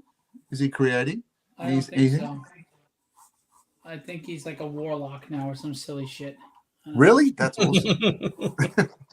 Ace Continuado. I swear to God, you're a punk. Did he give himself that title? Like, I'm a warlock now? Yeah, I think he does study witchcraft or some shit. Okay. But does someone say, now you've graduated as a warlock, or did he call himself a warlock? Because that's the interesting part to me. Did you title yourself warlock? Did you put that? If that's the case, I wouldn't be a warlock. Yeah, I wouldn't be. That goes above indeed on the business card. There you go. Sequential artist, children's book illustrator, warlock.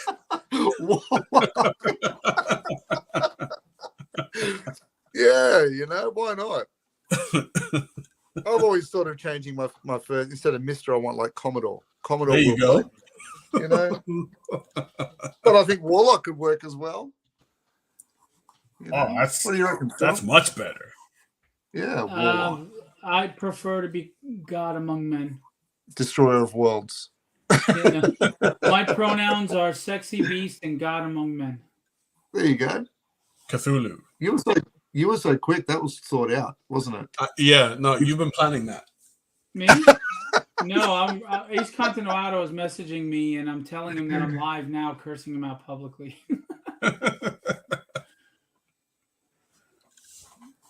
He's all right. Yeah, I'm sure we'll be video talking before I go to bed. Willifred. Yep, sounds good. Did you still want to catch me and Kenny after the show? No, it's not important. I can tell you later. Okay. I mean, I can even just text it to you. It's nothing big. It's not about you guys. It's just something that I'm dealing with. Gotcha. Right, okay. Yep. That I don't want to air publicly. Sure. Yep. Oh my God. Ace Continuado is a freaking pisser. Hey? Ace Continuado is killing me. He's hilarious. Well, I told him I'm cursing him out publicly. He goes, I better put the cat down. People may get the wrong idea. And the tub of mayo, too. Oh. He's hilarious. Dude, when I interviewed him on the Q&A, he was in his daughter's room, and there was a picture of the dog on the wall. And, he's Asian. He turns around and he goes, lunch menu. I fucking died laughing. I couldn't say Oh, that, no. of course, but I died. He just turned around and goes, lunch menu. Oh my God, I freaking pissed myself live. It was hilarious. He's so funny. And he's like 4'2". This dude is so small. I won't even ask where you're placing the mail. All right, guys, I've got to leave. Thanks for the time All today. right, Will. Let's give this a last. Shazam. All right, Shazam. Will, Shazam we will was talk gonna check. later. Yeah, Hang on, let me show Shazam real quick. nearly got him finished. I've just got to wait for a bit to dry, and then we've got a bit more layering to do, like the hair. Very cool. Yeah. Yeah, the hair. But that looks But fantastic.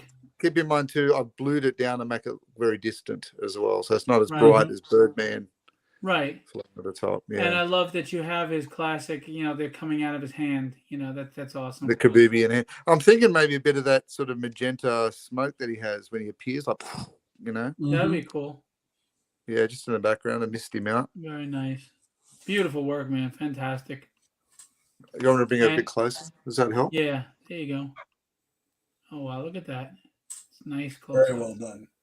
And then close up to the Birdman again after you're done with that. Nice. Birdman. Very cool. Yeah, Venger's got a bit to go, but yeah, and so does Birdman needs another coat, and I've got to do all these feathers. Nice. But you get the idea. The background was a big one, getting the background in today as well. Yeah, so a bit achieved. We've got a bit done. That's good. It's a good feeling. Nice. Achievement unlocked. Achievement unlocked. Something done. And here's the Thundercats. That's coming out really nice too. Oh, I love that, Kenny. Now, Kenny, Dropping that's Snarf. I can't wait to see you hit the color on that, man. Yeah, and you got Snarf looking worried. Ooh, It's yeah. great. Yeah, I got Snarf in here. Knocked out Tigra, Chitara Right. today, right? I'm Panthro. gonna drop the twins up here. On their surfboards, I'm gonna right? put Their hoverboards. Panthro here. Huh? Yeah, because they got their hoverboards. You could put them up in the air in the back. I'm gonna put them on the Thunder Tank. The Thunder Tank is in the back. They're on top of the tank. Oh, okay. I was just saying you could put them on their hoverboards because they have hoverboards. Look. You're making too many requests. All right, I'm putting Panthro in the front. I'm just telling you as an art fan and a huge Thundercats fan. I'm just making suggestions. But what do I know? I'm gonna put Artists in Panthro their here, so I'm egos, gonna have Jesus to white out Christ. Chitara's foot, right? And then I'm gonna put the remaining Thundercats behind Panthro adorning the tank. You do realize, Kenny, that if he buys it, it'll always be brought up. I know. No, I won't. I just won't buy it if it's not what I want. Oh, well, look at you. Artists Oh, and their egos. Artists and their egos. My lord. Mr. Pouty Face. Yeah. I won't buy it. Every once in a while, you get one of those monkeys that don't want to just draw. They just, just draw, monkey, draw.